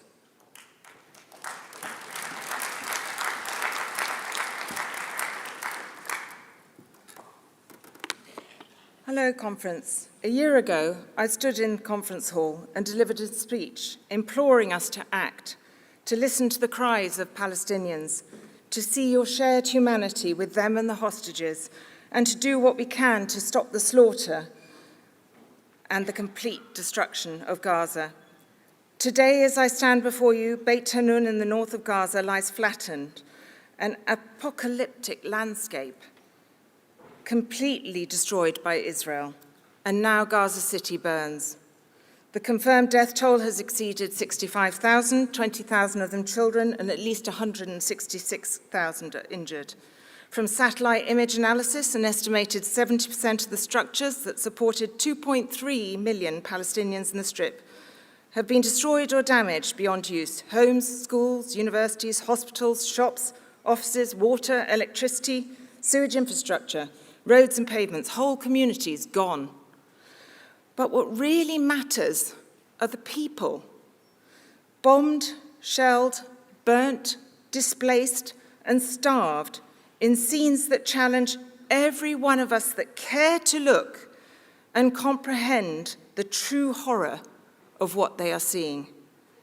Feel your humanity. Scenes brought to us by brave Palestinian journalists who pay a heavy price for doing so. A year ago in my speech, I asked us to call on Israel to lift the ban on foreign journalists accessing the Gaza Strip. Until the international media has access, I argued, it should be assumed that Israel has acts it wishes to hide, which means the conduct of genocide is all the more plausible. Israel has not lifted the ban on foreign journalists entering Gaza, and it has not undertaken any of the provisional measures ordered by the International Court of Justice in January and March 2024, obliging Israel to take action to prevent acts of genocide in Gaza and allow for unimpeded access to humanitarian aid. Today we call Israel's war on Gaza genocide, and in doing so we amplify the voices of international and Israeli NGOs, many governments, but not the UK, and the UN Human Rights Council. And with this comes responsibility to take immediate action to prevent genocide. But Israel's war on Palestine is not just in Gaza. Less well understood is the sheer misery for Palestinians in the illegally occupied West Bank, where they are subject to a ruthless apartheid regime, dispossessed, dominated, and oppressed, and subjected on a daily basis to settler and IDF violence.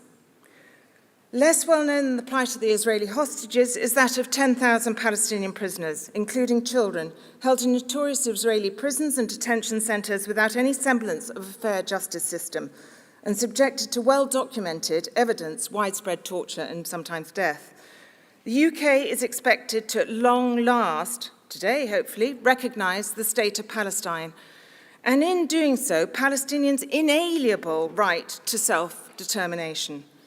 In anticipation of such a move, Israel is moving forward with its massive E1 settlement project in the West Bank, with Israeli Finance Minister Smotrich declaring, "The Palestinian state is being erased from the table not by slogans but by deeds."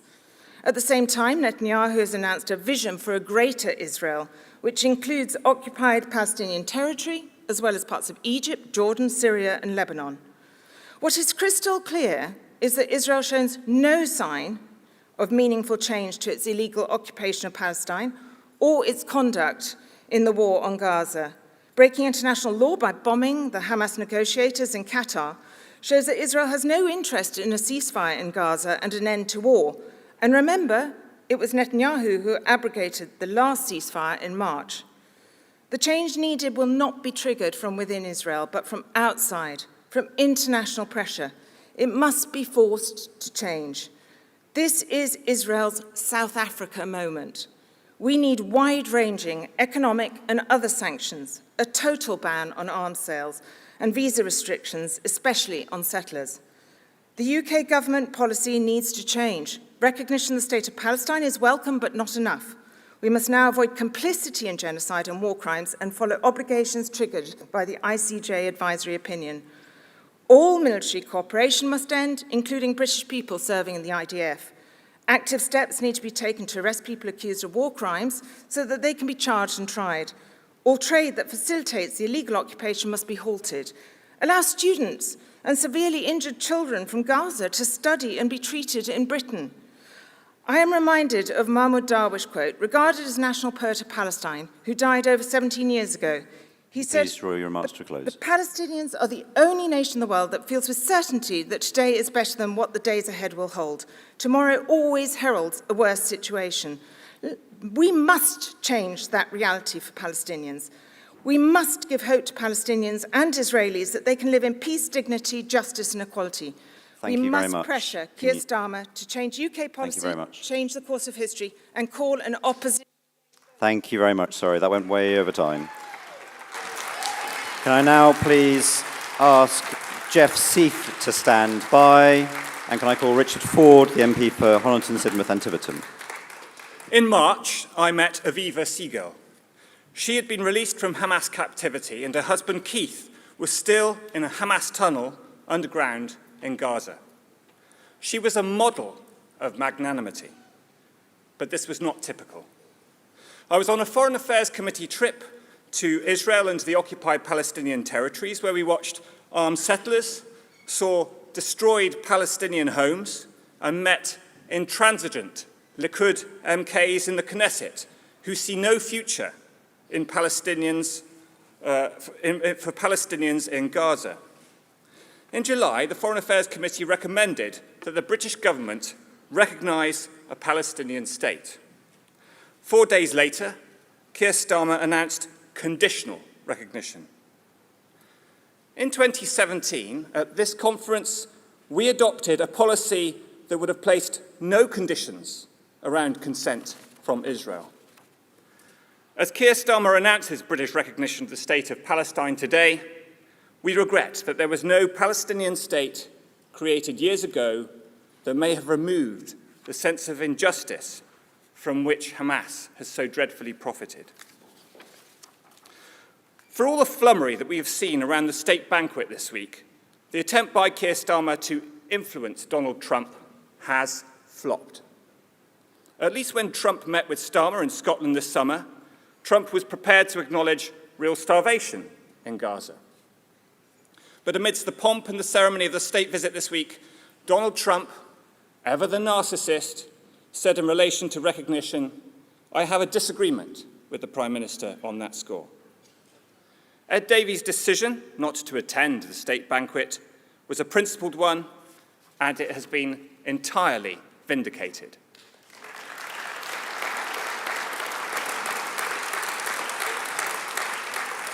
The Foreign Affairs Committee has grilled the Foreign Secretary and the Middle East Minister several times in the last year. They danced with accomplished lawyerly skill around concepts of distinction, proportionality, and military necessity. But in all their testimony, they did not capture the magnitude of the tens of thousands of innocent civilians who have been killed, both on and since the 7th of October. It is with sorrow and with anger that Liberal Democrats have introduced the concept of genocide to the debate this week. This in relation to the 7th of October attacks by Hamas, but more recently, the Israeli far-right government's response to it. And by identifying genocide, there is now a responsibility on states like the UK to act to prevent it. Thank you. Thank you very much. Can I now please ask Gavin Stoller to stand by, and I call Jeff Seif from Huntingdonshire.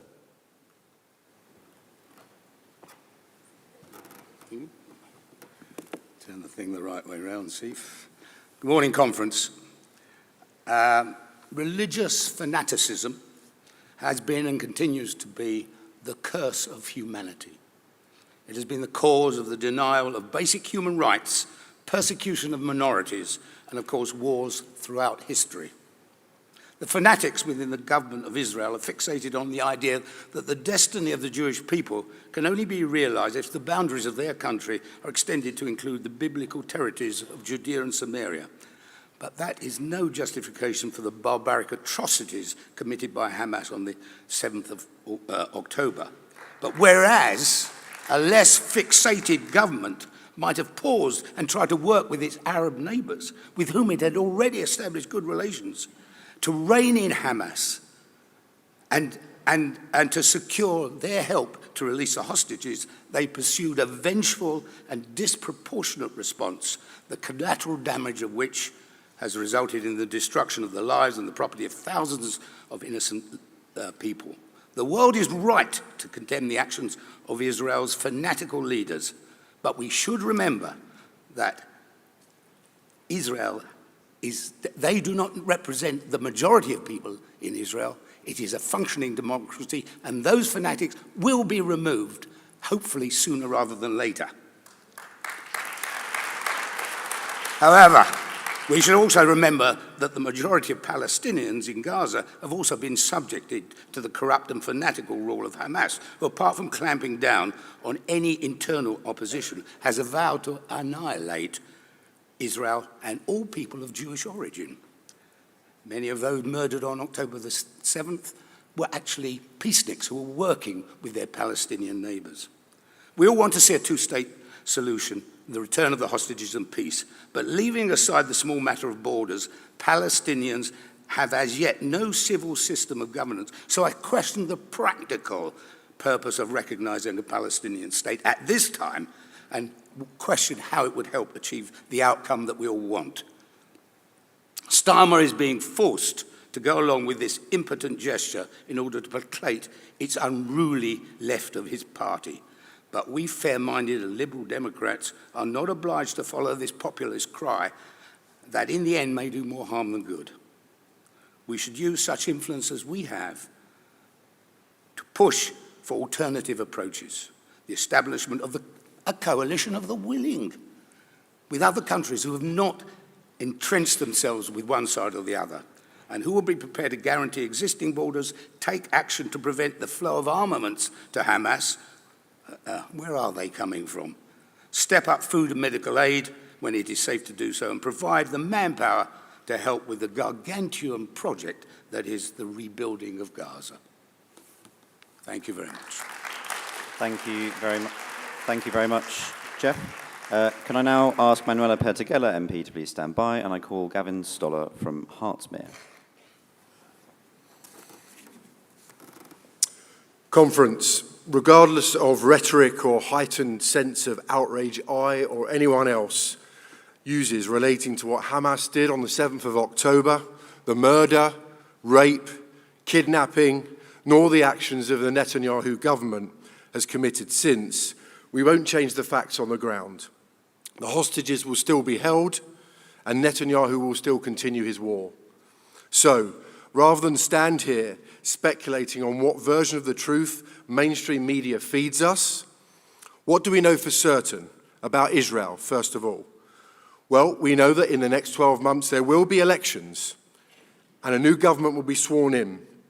Further, we know that if our sister party in Israel, currently in opposition, Yesh Atid, is part of the new government, an agreement will be reached, the war will end, and the remaining hostages will come home. That's an apt reminder for me to formally welcome Shelley Tal-Meron, a member of the Knesset from our sister party Yesh Atid, to conference, who you can meet today at 3:30 on the LDFI stall. Finally, we know that polling in Israel consistently shows that 70% of the public wants an end to the war. What do we know of the Palestinians, for sure? We know that 89-year-old President Mahmoud Abbas is 20 years into a 4-year term.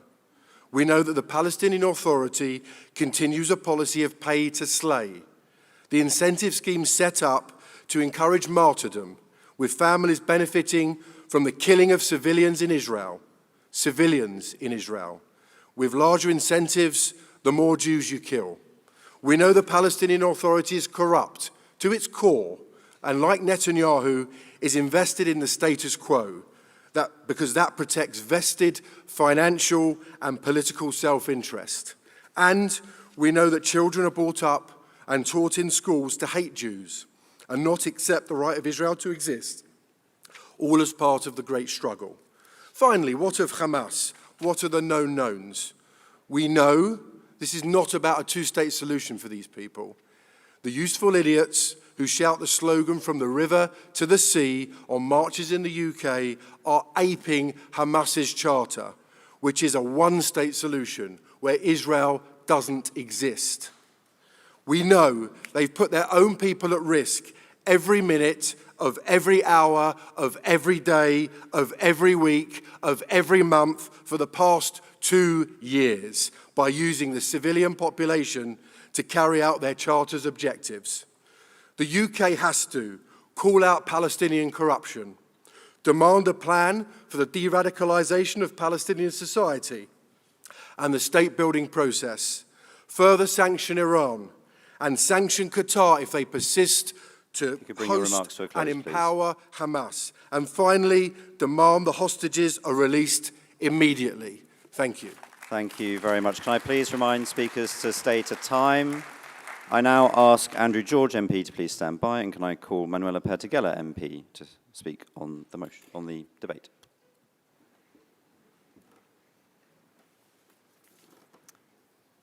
Conference. 2 years on, the horror in Gaza continues. The Israeli hostages still have to be released. Palestinian children are being shot, are being starved. Tens of thousands of civilians have been killed and hundreds of thousands injured and maimed. 2 million Palestinians are in desperate need of basic life-saving aid. The Netanyahu's government also continues the systematic and arbitrary detention, torture, and abuse of Palestinian prisoners.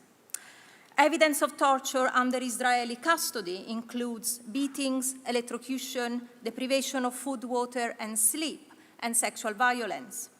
Since 1967, it is estimated that 1 million Palestinians, as 20% of the entire population, have passed through Israel's prison system.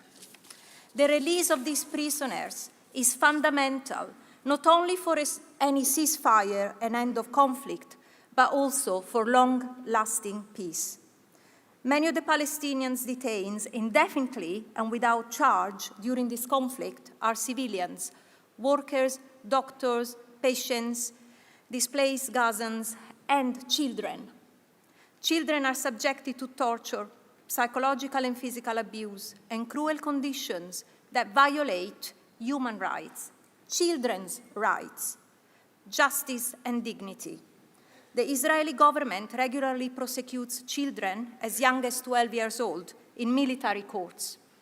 In April 2025, 400 Palestinian children remain imprisoned, robbed of their childhood and their life.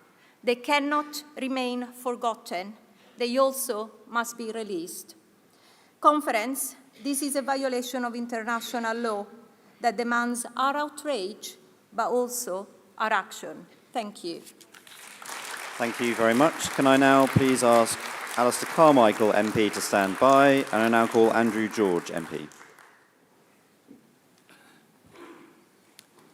Thank you. I have a lot of connections with Israel and with Palestine. I'm a friend of Israel. I'm a friend of Palestine. I'm a friend of peace. But I want, therefore, Israel to succeed in its efforts, and the people of Israel to succeed in their efforts to live in peace and harmony with all of their neighbors. A true friend of Israel is not an apologist for genocide. A true friend of Israel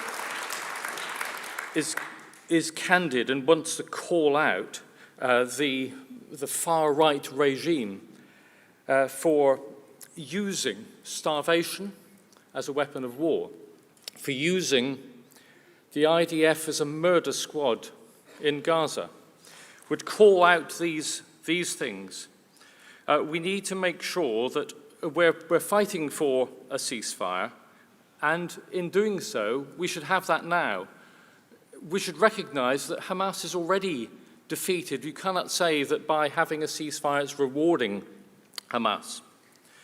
And we need to recognize that the level of retribution that's going on in Gaza and has been for the past 2 years is in fact the best recruiting sergeant to future generations of jihadists. It's a totally counterproductive policy if you want to see Israel protected and to live in peace in future. And if you are a friend of Israel, you must recognize that by carrying on with the policy that they have, it may be about simply saving the skin of the Prime Minister simply for another year. But the fact is you're putting the lives of hostages at risk every day that you carry on. And also you're gaining the reputation of the country becoming and being treated as a rogue state for generations and indeed decades to come. It's quite clear that the policy of flattery from the Prime Minister, who's the real Foreign Secretary, has completely failed. You can have as many state visits, you can hand as many Nobel Peace Prizes to President Trump as you like. It isn't going to change things, and it hasn't indeed changed things. I still live indeed in hope, because having been to the West Bank and Israel and having met with the Palestinian communities, I found them to have such deep humanity, in spite of all of the pressure and the provocation, that they haven't resorted to anarchy. They look out for each other. There aren't the homeless on the street. In spite of the poverty and the deprivation and the apartheid treatment that they receive, they have restored my faith in human nature. So let's be friends to both Israel and to Palestine. Thank you very much. Can I please ask Leon Duveen to stand by, and I now call Alistair Carmichael MP.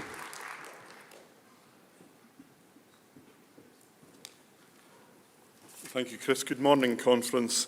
In Scotland, we have a thing that we call whitabootery. And it's when you're engaged in a debate and you put the very strong case for one side of it. What you then get is, instead of an answer of that, you get the, well, what about this and what about that? And if ever there was an argument that lent itself to whitabootery, I'm afraid, sadly, this is it. We've heard quite a lot of it today already. And, you know, to those who have offered us some of that, I just say this. If you wait for perfection before you allow change, then you will never see any change at all. So let's get away from the whitabootery and bring the focus back, as Liberals should surely do, to the individual tragedies that we have seen in Gaza and in Israel since the 7th of October. So let's remember the hostages that are still there, those who were taken and have been released. Let's remember all the victims that Gavin mentioned. And let's also remember the unfolding human tragedy and carnage that we have happening in the here and now in Gaza. I first visited Palestine in 2007. I was able then actually to go to Gaza and to Gaza City. And I came back, I spoke at conference then, and I said that what I'd found was moonscape. You know, it was a city that was in rubble. And how many times have we bombed that rubble since then, so that now it is surely a city of dust? And, you know, today or tomorrow, the United Kingdom is going to recognise formally the Palestinian state. That does matter. This is an important moment because, quite apart from anything else, it is the one ask that the Palestinian Authority have been asking for us for years. But let's not kid ourselves that that is going to be the end of the story. It can only, in fact, really be the start. We've got to move now to meaningful implementation of the advisory opinion of the ICJ. That has got to mean a complete arms ban on Israel and an end to any sort of military cooperation. So no more overflying, no more visits from visiting Israeli generals and the rest. That surely, we cannot solve this conflict, but we can make sure that when we are called to account for our culpability in allowing a genocide to happen, we are able to say we did not take part in it. Thank you very much, Alistair. Can I now ask Callum Miller to stand by to submit on the motion, and I call Leon Duveen from Bassett Law.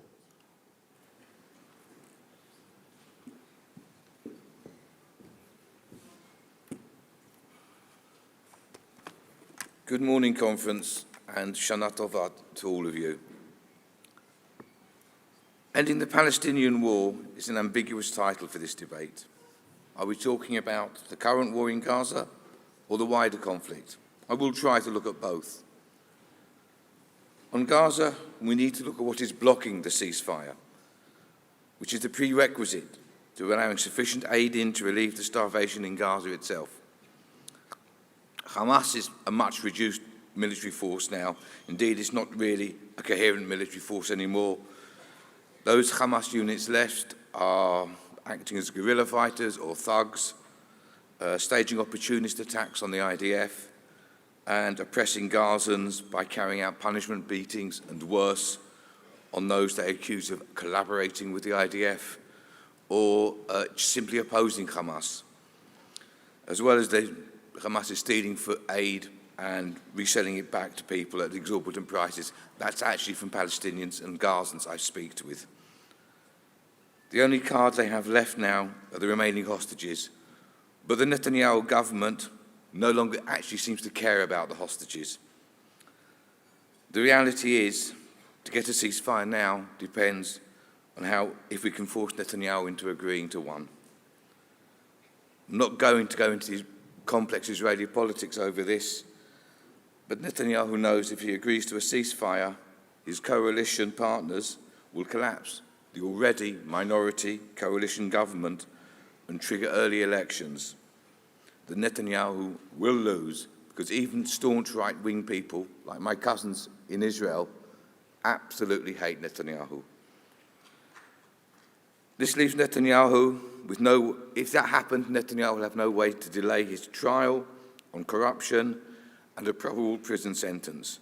He would also face a state inquiry into the causes and conduct of the war in Gaza, which could very well lead to further charges and prison sentences. Only Trump, if he wants to, has the power to force Netanyahu into a ceasefire, but Trump shows no sign of being willing to do so. So what can we do here in the UK? On a diplomatic level, our government needs to keep up the pressure on Netanyahu. But more than that, the UK needs to be ready to work with the EU and Arab partners to create a clear plan for Gaza after a ceasefire. This must include providing logistic and financial support for an Arab army-led security and reconstruction force to support a Palestinian-appointed civilian administration that would run Gaza and oversees the massive humanitarian and reconstruction effort that will be needed. And if that plan is in place... Can you draw your remarks to a close, please?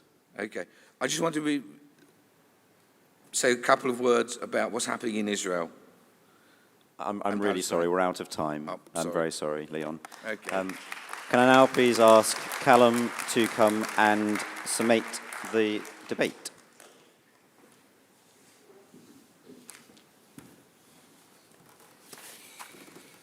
Thank you, Chris, and thank you, Conference. I want to thank all the speakers in this important and powerful debate. Anne-Marie and many speakers expressed with clarity and conviction that we are witnessing in Gaza a humanitarian catastrophe on a scale that shocks the conscience.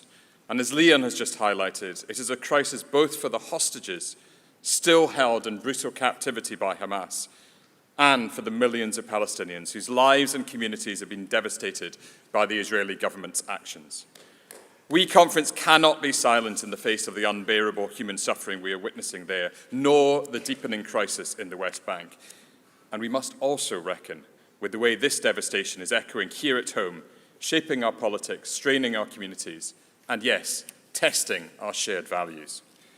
Today's debate has underlined something we all feel in our hearts, the sheer urgency of ending the suffering and finding a path to justice and peace.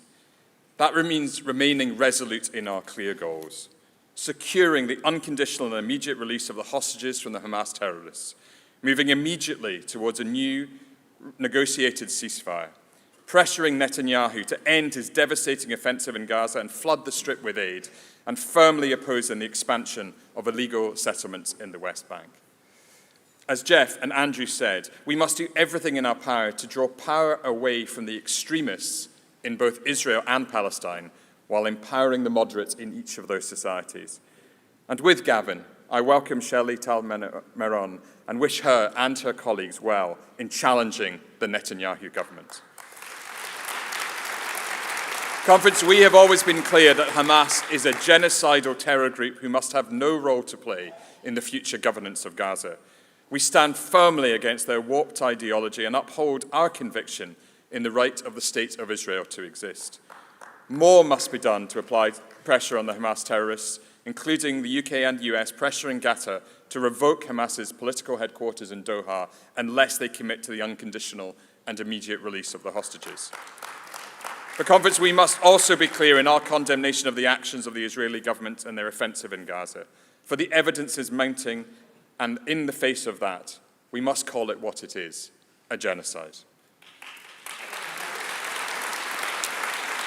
As Alistair said, we must continue to hold our government's feet to the fire to ensure that the UK is not complicit in Netanyahu's crimes. And that means taking clear, immediate action, halting all arms exports to Israel, including F-35 components, and sanctioning Netanyahu and his ministers. As Richard noted, since 2017, Liberal Democrats have called for the UK to uphold the Palestinians' right to self-determination.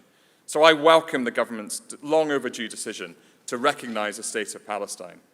This is a historic step and utterly vital for the ability to move towards a two-state solution. As we recognise the rights of Palestinians to a state, settlement expansion continues to be one of the most severe blockers to a lasting peace.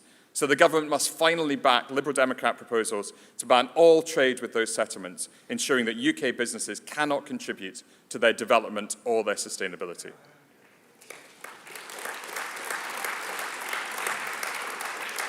As Manuela highlighted, we must call on Israel to uphold the human rights of Palestinians, both in captivity and in the occupied territories which the IDF controls. It is also vital that the government does not view recognition, however, as the end of the road in supporting the development of a Palestinian state.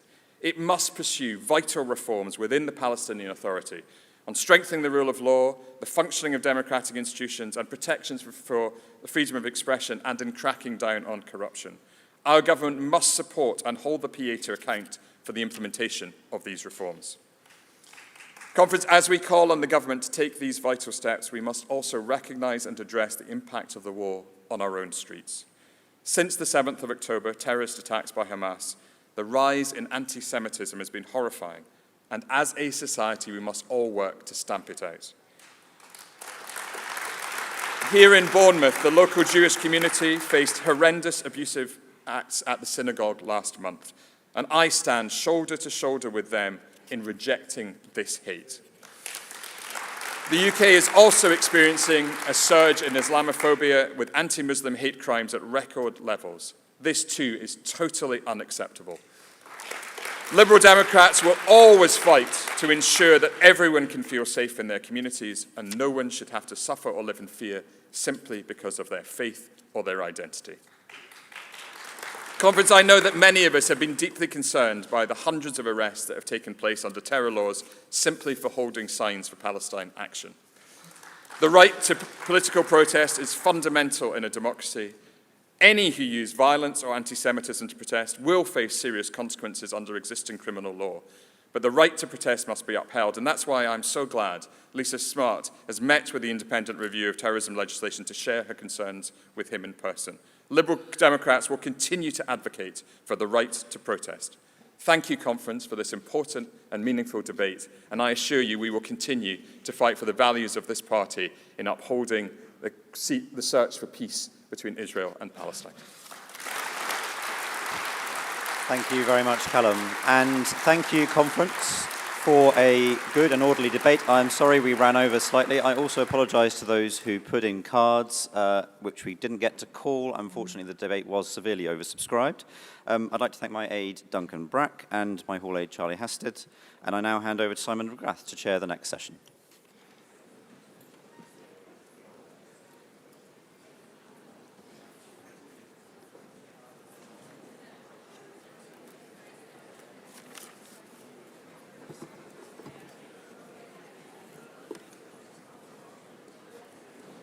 Good morning, Conference. If you're leaving, could you please leave as quickly and quietly as possible?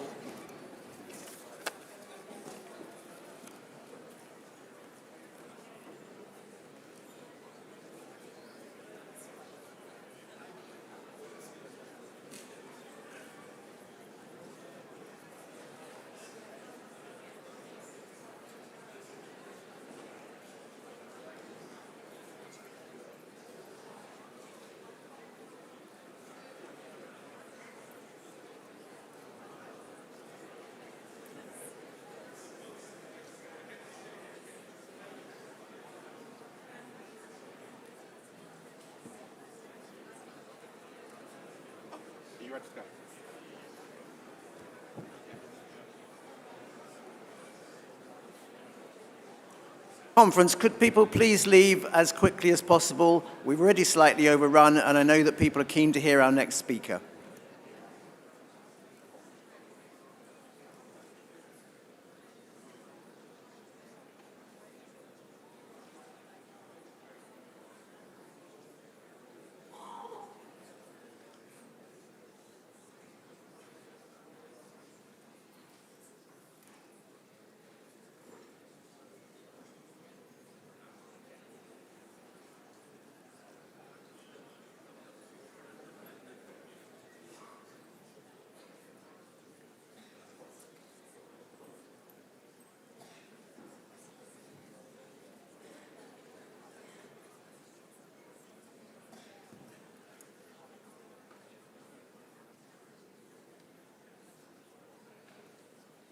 I'm tempted to name and shame people who are standing around talking, but if you are talking, could you please go somewhere else to do it?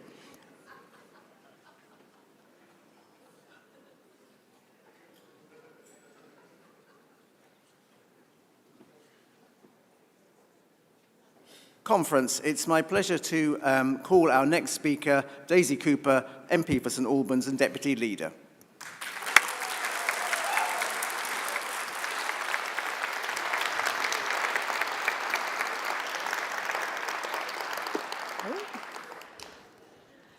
Hello, Conference. Now, if you ask any of our MPs what the best part of their job is, they'll probably tell you that it's going into schools, because kids ask the best questions. Do you live in a mansion? No. What's your favourite Taylor Swift song? Shake It Off, obviously. What's the worst kind of potato? Apparently it's mash. Are you the king of Tunbridge Wells? Don't encourage him. And wait for it, a question to one of our women MPs. But what exactly do the men do?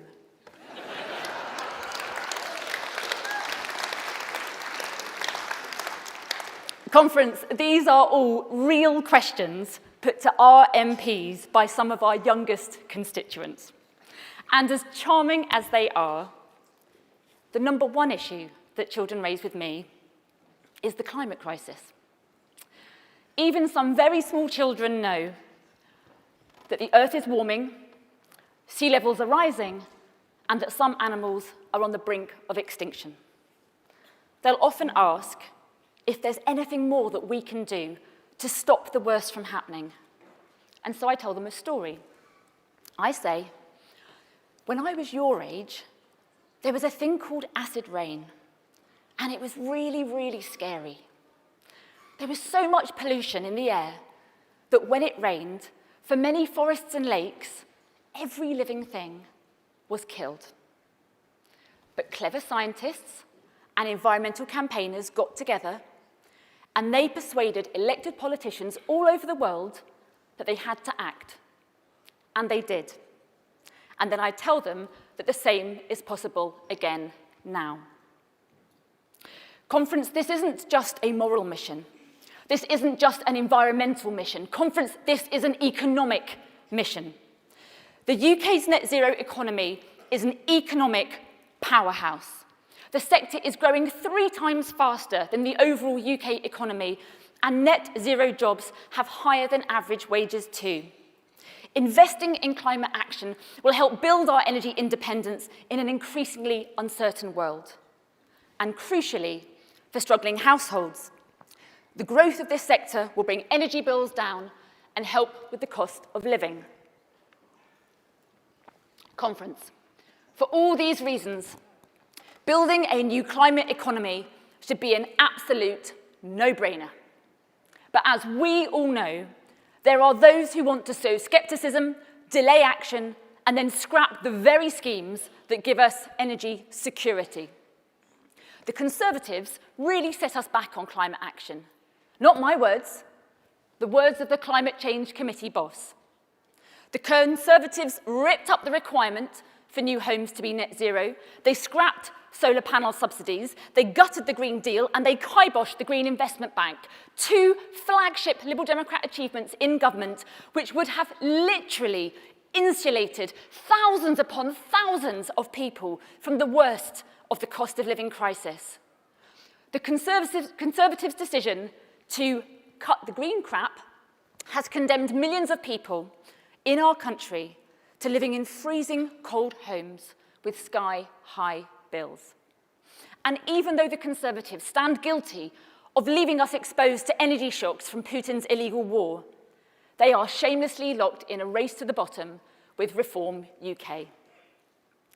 Conservative Party leader Kemi Badenoch wants to go all in on oil and gas production, whilst Nigel Farage, who has received millions of pounds in funding from people connected to big oil and gas, has pledged to abolish spending on net zero altogether. They are sidling up to the very oil and gas companies which are raking in billions of pounds whilst people freeze. And it is time that we called them out.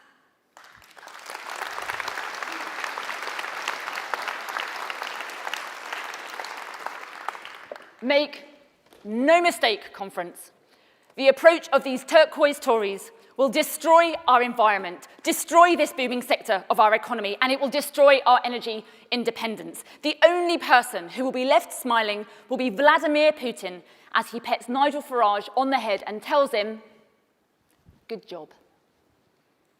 And what of Labour? Well, they're just too preoccupied with their infighting, aren't they, to deliver the change that people really need to see. Compare that to what our amazing MPs have achieved in this Parliament. Ros Savage, where's Ros? There she is. Ros Savage, the amazing Ros Savage, championed the Climate and Nature Bill, going toe-to-toe with the government, forcing them to commit to restoring nature and to report back to us as MPs every single year. Max Wilkinson's Sunshine Bill has now become law, meaning that all new builds will have solar panels as standard from 2027.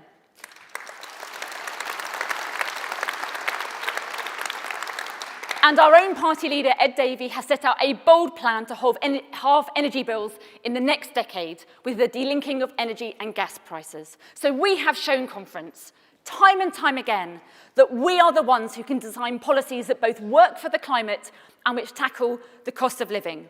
And so it falls to us, again, to keep showing the way.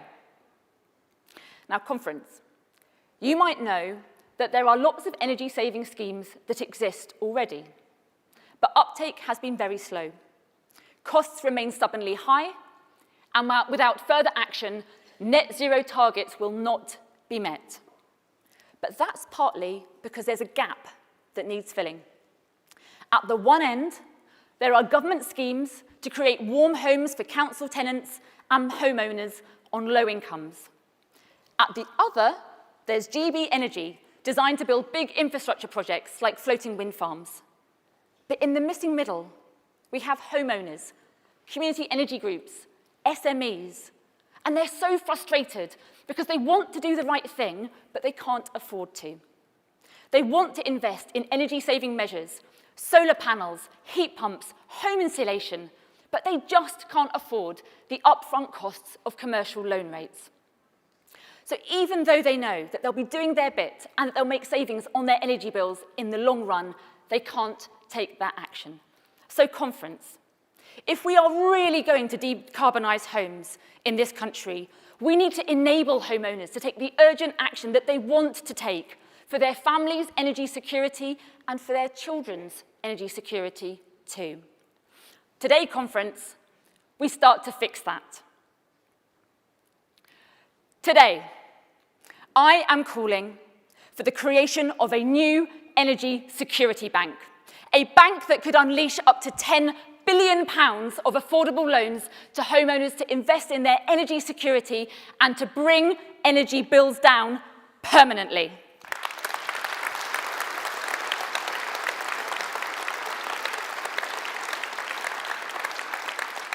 Conference with loans of up to £20,000 for households and up to £50,000 for community energy groups and SMEs.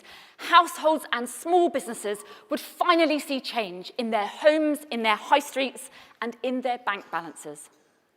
But conference, we want to go one step further still. We also want people to see real change all around their towns. And that is why our energy security bank would not just help households and small businesses.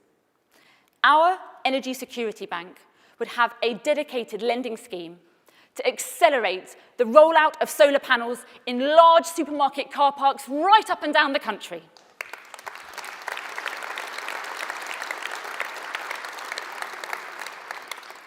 Just doing this in supermarkets alone could produce enough energy to power a city the size of Bristol or Nottingham every single year, making a huge impact on the UK's path to net zero and delivering change in every community, change that people really can see. In the long term, all of these loans should pay for themselves. But for banks to offer a lower interest rate, the government would need to guarantee them by putting about £2 billion aside. So, conference, where is that money going to come from? Dramatic pause. Well, you don't need me to tell you that spare cash is in short supply and the public finances are up the spout. The last Conservative government blew a hole in the public finances, and Labour's growth-crushing jobs tax and its failure to get a better deal with Europe has ground our economy to a halt. As a responsible opposition, committed to fair taxes, we Liberal Democrats simply do not believe that it is fair to ask struggling households or small businesses to pay more tax before looking at those corporations making billions of pounds in profits, especially those which do so unexpectedly through no effort of their own. Now, conference, you will remember that we were the first party to call for a windfall tax on the big oil and gas companies. When they made profits, they weren't expecting due to Putin's illegal full invasion of Ukraine. Well, now, conference, the big banks are making similar windfall profits too.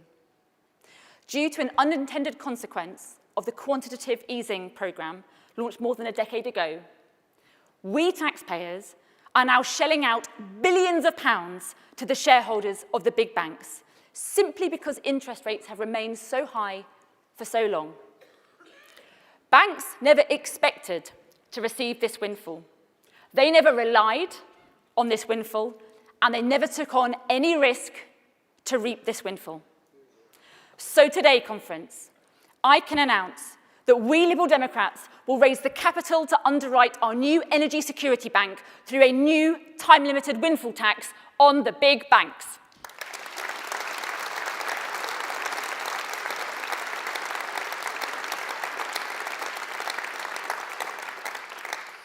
Conference, we would ask them to pay back just a small portion of the eye-watering profits that they have made since interest rates went sky high. Research by the IPPR think tank suggests that such a new windfall tax could raise on average about £7 billion a year over this Parliament. We would put an initial £2 billion of that to one side as a one-off to underwrite those loans. The rest could then be poured back into our public services, and we can finally start to end this cycle of people paying more for less.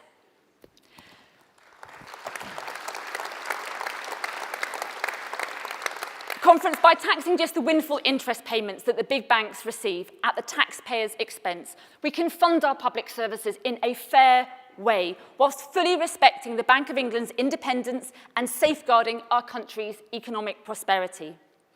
On the one hand, we will tax the banks on a glitch in the system, but on the other, we will work with the banks as trusted partners to expand affordable lending. By working together, we can help people take control of their energy security and bring down energy bills permanently.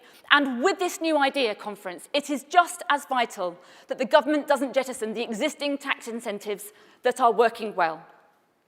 For the last 3 years, there has been a VAT exemption on all energy-saving materials, but it's about to run out.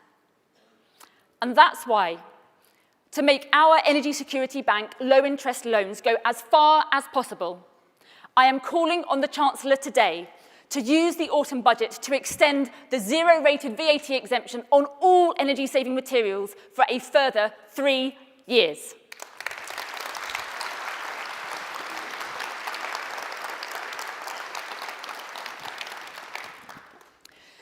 Conference, we must build an economy that protects our energy security, our food security, and our national security.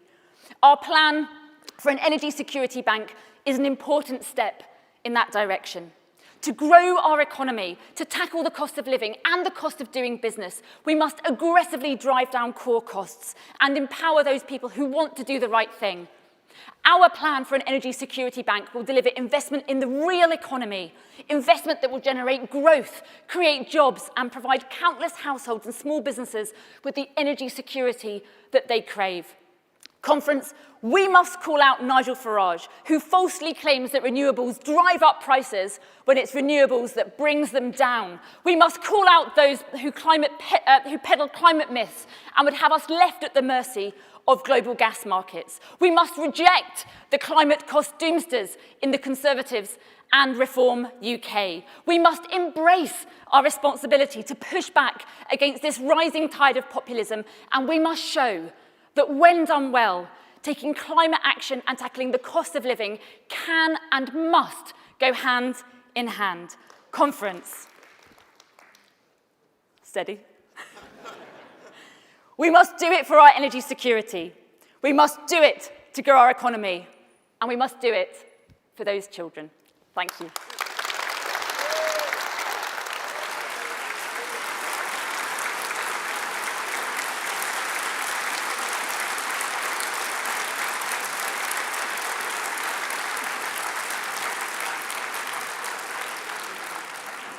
Thank you very much for that speech, Daisy. Now, we're taking a break now for lunch.